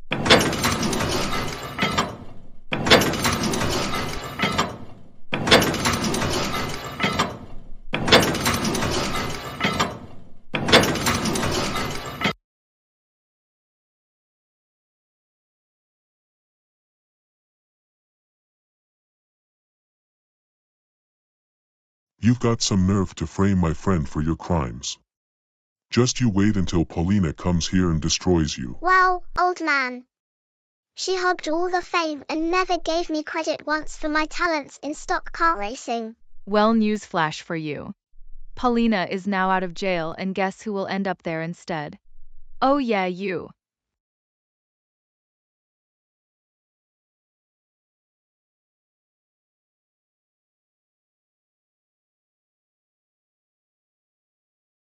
Rubens, I think it's time that you go back where you came from.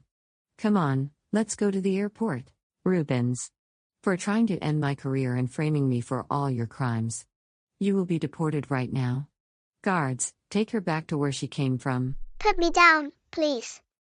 This isn't over, Paulina. I'm so glad Rubens is out of our lives forever. Now let's go home.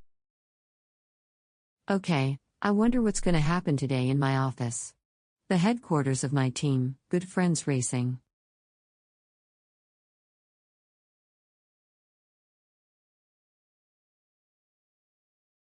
Diana, what's wrong? Dale just called me and I was told our daughter has leukemia. She got sick over the last few days. What am I going to do, Paulina? Oh no, Diana. You know what? Diana, I'm going to book the first ticket back to Victory City so you can be there for your daughter's treatment right now.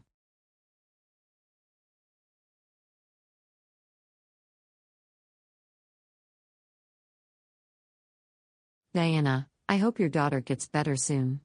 She's far too young to be getting seriously ill at 14 years old. I just hope my daughter will be happy to see me. See you soon, Paulina. Doctor, what is the progress with my daughter? Dale, your daughter is declining really fast. That's frightening to hear. I don't want to lose my daughter. Is my sister gonna be okay? I don't know, son. Mary had gotten really sick so suddenly as I observed her with a sad expression. What are we going to do, Dale? Our daughter Mary is still in the hospital. I know, Diana. I feel like Mary is getting worse every day. Yesterday, I saw her after work and she lost her hair due to chemotherapy. She's getting sick by the day. That's just concerning. Dale, it's just making me want to cry for our daughter. I don't want to lose my favorite girl now. We gotta check on her then.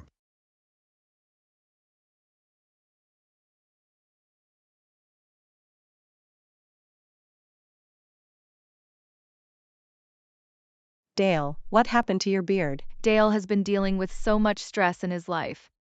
Not just with his job, but seeing our daughter decline in this bed. Doctor, all that stress is making me age very fast. I'm not supposed to have gray hair until I hit 50. Oh my goodness, Dale. You've aged fast. I'm guessing being 47 next year is stressing you out. I don't know what's going on with me. My hair just turned dark gray all of a sudden. Oh no. Someone call the medic. My husband might have another heart attack. Someone come help him. Help. Me. Get the medics in here. It's my dad. I think he's having another heart attack. Anybody? Dale, can you hear us? Dale. Mom, what are we going to do? My sister's in the hospital because of her leukemia treatments, but now Dad too because of his second heart attack in 11 months. This is the worst 11 months of our lives. I don't want to lose either one of them. I don't know, Gregory. All that stress took a toll on your father, so much he aged so fast. He's only 46 years old. I'm not too far behind him in the age gap. I'm worried I'm gonna lose my husband and daughter in 1 week. If this isn't for both of them, then it's over for us. Gregory, I was optimistic that your sister could survive this deadly form of cancer, but my hopes of this have decreased every week. My husband could die from his heart problems. He doesn't have much time left either. Let's just hope for the best in both of them. Diana. Gregory. I'm home, the doctors have told me. I don't have much time left to live. My heart gave out on me again. I think I'll have to quit my job so I could live out my final days in peace. Dad, you don't look too good. I'm scared to lose you. You're a great father. Please don't leave us now. Son, I don't think your father can go on much longer either. This past year has been very stressful for him. The fear of getting old has gotten into him physically. I'm okay, son. I'm hanging on. There are 2 things in this world that I hate: high traffic rates and entitled people. I'm gonna talk to Wendell now. Hello, Paulina. What is up? I heard you went home early due to the stresses of family life. Wendell, I'm glad you asked. Things have been taxing on me, running our team.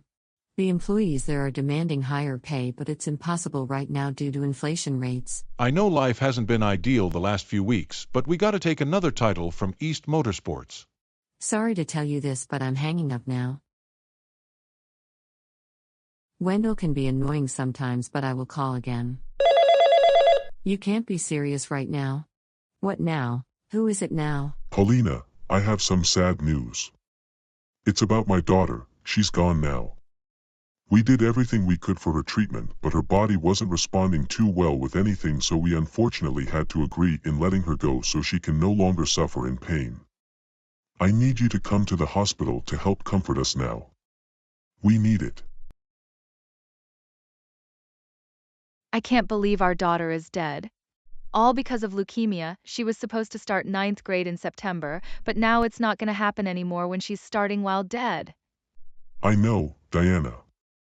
We just lost our kid to this deadly cancer. I hope Paulina is here now. Paulina, I'm glad you showed up. My daughter has left this world forever.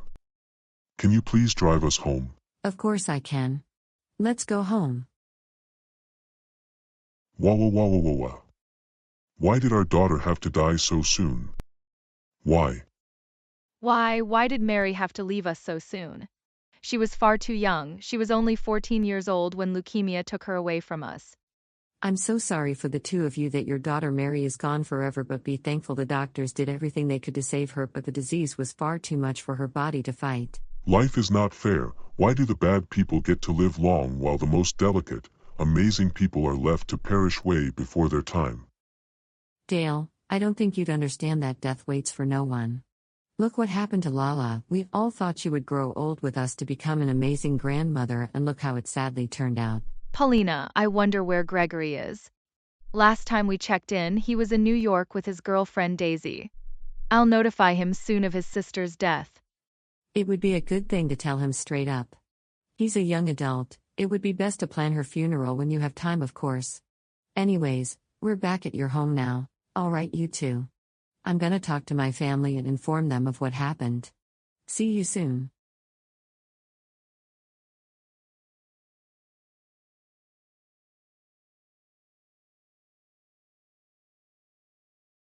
Paulina, what's wrong?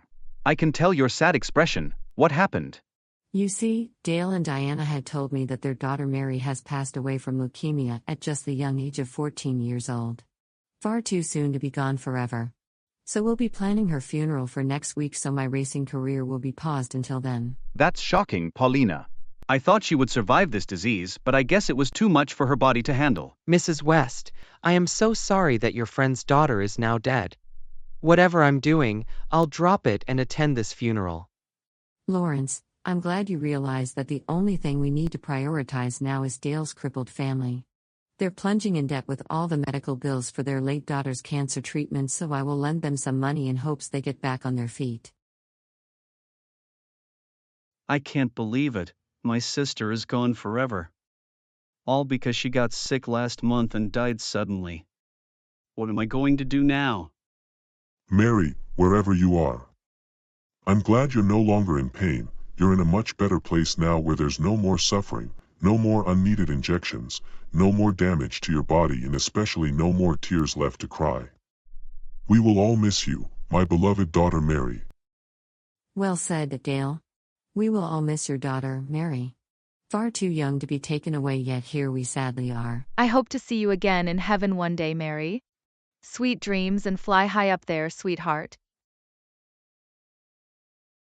Dale, it's Independence Day 1980, but what's the point of celebrating when we know our daughter is gone?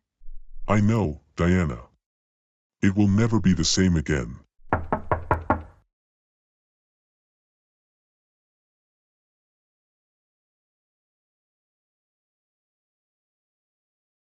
Hi Dale, happy Independence Day 1980.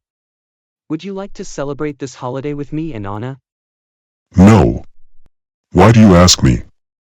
Okay, you think that number one, I'm gonna magically feel better about myself after what I had been through. Dale, I'm so sorry for rubbing it on you. I didn't mean to bring that up. I didn't know that now wasn't a good time. Anna and I. Do you really think it's a good idea to talk about yourself in front of me right now? I just lost my daughter to a deadly form of cancer. Stop running your mouth and admit that you were wrong in this case. I really hope you don't hurt me.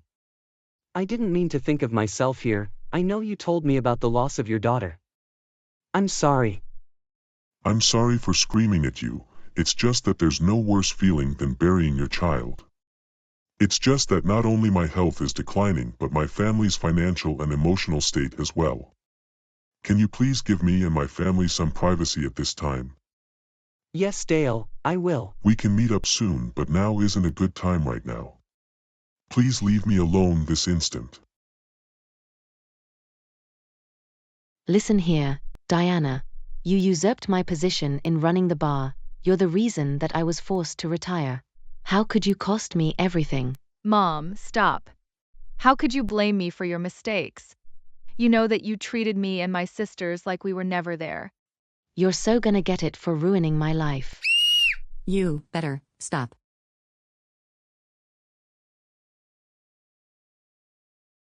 There are two things you don't do: bully my friends nor threaten to attack them.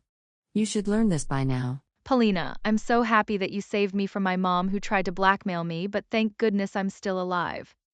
Diana, I'm so sorry for leaving you a few months ago. I just needed to get my head straight.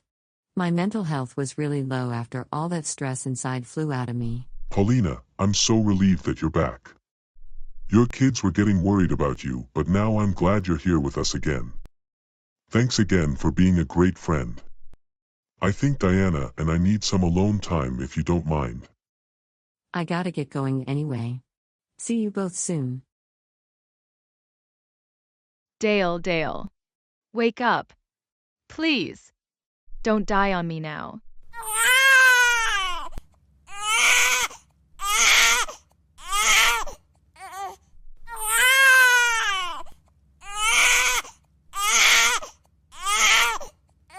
Sorry to tell you this, but Dale has suffered another heart attack. I don't know how he's still alive with an enlarged heart.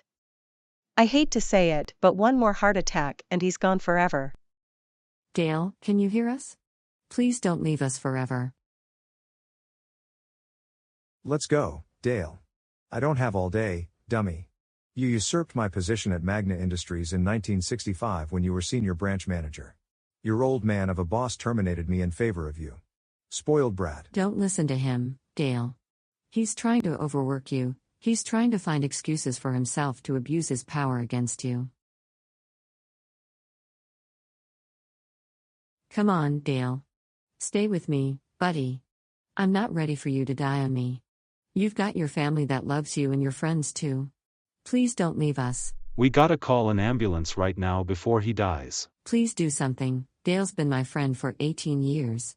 I can't lose him now. Who cares? He was just a useless worker anyway.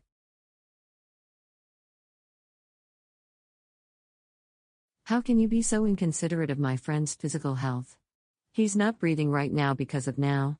If he dies, you're getting a lawsuit not from me but from your brother. He'll deal with you and you'll be more than sorry after the case ends. We're losing him. We need to do something fast. I really hope Dale can pull through. He's had too much stress on his heart lately, especially my brother overworking him with the intent of eliminating him from this world. He might not make it through due to how severe his heart attack was. Dale also lost a lot of oxygen due to all the stress on his body. He overworked himself until he couldn't anymore.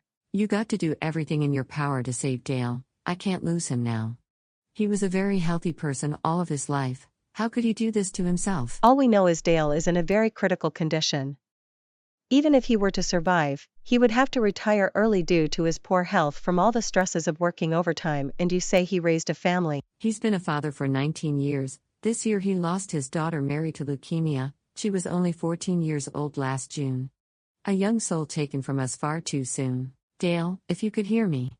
I just want to say if you live, I just want you to know you're my friend. In return, I'll give up my career forever just to take care of you alongside my family. That is how far I am willing to go to support me who meant so much in my life. I'm sorry, Paulina, but Dale's too gone for us to save him. He just suffered from cardiac arrest a few minutes ago. We tried to save him, but unfortunately, his body is unresponsive to our treatment, so you only have a few minutes to say goodbye to him. Dale, I know you and I were friends for nearly 20 years, but sadly, now is the time for us to part for the last time. Have a great time in heaven up there, Dale. Your body may have given up, but your soul hasn't. Goodbye, Dale. Dear Heavenly Father, if you could hear me, I welcome my entrance to the pearly gates of heaven. My physical body may have given up on life, but my soul is forever a spirit in the name of God. I had a great life on earth despite my adversities. I had a family, I worked hard, I watched my friends become successful, but now, it's my time to leave this world forever. Goodbye, everyone.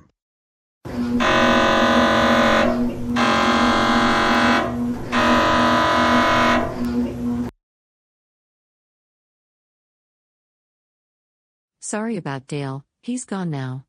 He had a great life, but he suffered far too much in his final year. He did it for you and your family. Now he can rest in heaven without any pain. I can't take this anymore. With my husband now dead. What am I supposed to do? I'm in debt, I'm about to lose my house soon. Gregory won't have a place to live. I won't have a place to call home anymore. I hate everything, Paulina. I just want to end my suffering now. I hate everything. Diane, this is not what I agreed upon when I said please find a therapist. Using that rope to try to end your life is not going to help you. You're hurting more than just yourself, but you're about to destroy Gregory's sense of independence. You need to be the mother that guides him through the loss of his father. You cannot hang yourself. You have so much that you could look forward to in the future. Like what? Going on with my life without my husband when he's now in a grave because his heart gave out on him. Stop being pessimistic about yourself. Dale is unfortunately gone now. He would have wanted you to process your grief in a healthy way. Stop taking your anger out on me, okay? That's not a good way to express your feelings. I did nothing to cause his death, yet you want to blame me for it. Well, if you knew Dale was dying, then why didn't you help him right away? Diane, stop accusing me of causing your husband's death. I knew from his heart rate that he wasn't going to survive very long. Last year, he was told he only had 5 years left to live until he had a heart transplant, but that can't happen anymore. You seem to have it out for me. How about take a look at yourself? Hurting more than just yourself, but your son who just entered here. What's going on between you two? Mom, can you tell me what's wrong? I'm still feeling sad at my dad being dead, but I'm scared we're about to lose this house to debt. Well, apparently, Paulina over here likes to. Don't listen to your mom, Gregory. She is being too hard on herself and now taking her resentment out on us all because your father died. Who are you calling psychotic? I'm just upset that you're jumping to conclusions here. Some of us want to die peacefully. Stop thinking of yourself. It's either you contact a therapist yourself or I leave you to deal with everything with my family by myself. Your choice. I don't need your negativity. Go away, Paulina. Fine, Diana, but it's not going to be my fault when you end up losing your house because you can't pay your debts on time anymore. Paulina, what's wrong? Dale unfortunately passed away due to a heart attack at work, all because Diego overworked him and abused him until his body couldn't take any more life in him, so it all gave out. Diane's now taking her problems out on me, blaming me for his death when I knew full well Dale wasn't going to live much longer. Not with his heart problems ruining his life. Sting, I believe that this is a lesson on whom not to be in life. Someone who becomes aggressive when a loved one dies. I thought Diane changed for the better, but she keeps hopping back and forth in terms of personality. I can't do anything. Paulina, I think you're just hurt right now. I think some sleep could help you. Good night, Paulina. I've got a suspicion that Diane may have come to her senses about the argument from last night. Gregory is downstairs. Gregory, let's go check on your mom. I just hope my mom didn't do the worst to herself. Oh no, Diana is dead. Looks like she took her own life. Not my mom. First I lost my dad yesterday, now my mom too. Why has this year been cruel to me? I'm so sorry, Gregory. Your mom is now gone. She took her own life because she said to me that without her husband, aka your father, she didn't want to live anymore and wanted to be with him up there. The best thing is your mother is no longer in pain, but unfortunately for me, the last conversation with your mom was a fight. What am I gonna do without my mom or dad anymore? Gregory, there's one thing we can do. All of you come here. Paulina, what's wrong? Dale died of a heart attack at age 46 and Diana this morning took her own life at 45 years old. So Gregory now has no parents as well. So I have to take him in our house. Mrs. West, I'm sorry Gregory is feeling the way he is right now. Lawrence, not just that. He also lost his sister nearly 6 months ago due to leukemia, so yes, he's all alone in his family. Paulina, what is the case of action we're doing now? Tom, we're going to plan the funeral for both Dale and Diana Davis. For Gregory to say goodbye to his parents properly. If anyone disagrees with what I have to say, then oh freaking well, too bad for you. I can't believe it. My parents are gone forever. My dad died of a heart attack and my mom took her life.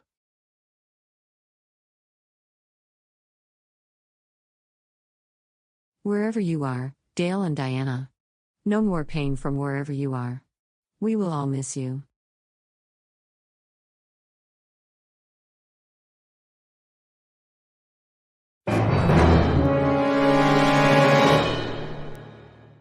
What is wrong with you? What are you doing in my house? Paulina, since old man Davis is dead now, I can come back and his crooked wife is dead too, so it's a lose-lose for you, wrinkly lady. Well, newsflash for you, Dale wanted you to never come back, but I guess you defiled a man's wishes already. I don't care about him anymore. Your friend had me arrested twice in the last decade, and for what? All the things he's done. Bring it on, old man. Ha ha ha ha ha ha ha ha ha ha. Old man Dale is dead now and his deadbeat of a wife is gone too. Now Paulina will have nothing to do but cry. Ha ha ha ha ha ha. Diego, if you're hearing this, you've caused Dale's health problems and cost him his life. You even caused Diana to end her life. Now it's time to right those wrongs and make you be put to justice. To those who followed my friend's story, I applaud you, but now, it's time for my story to bring Diego down.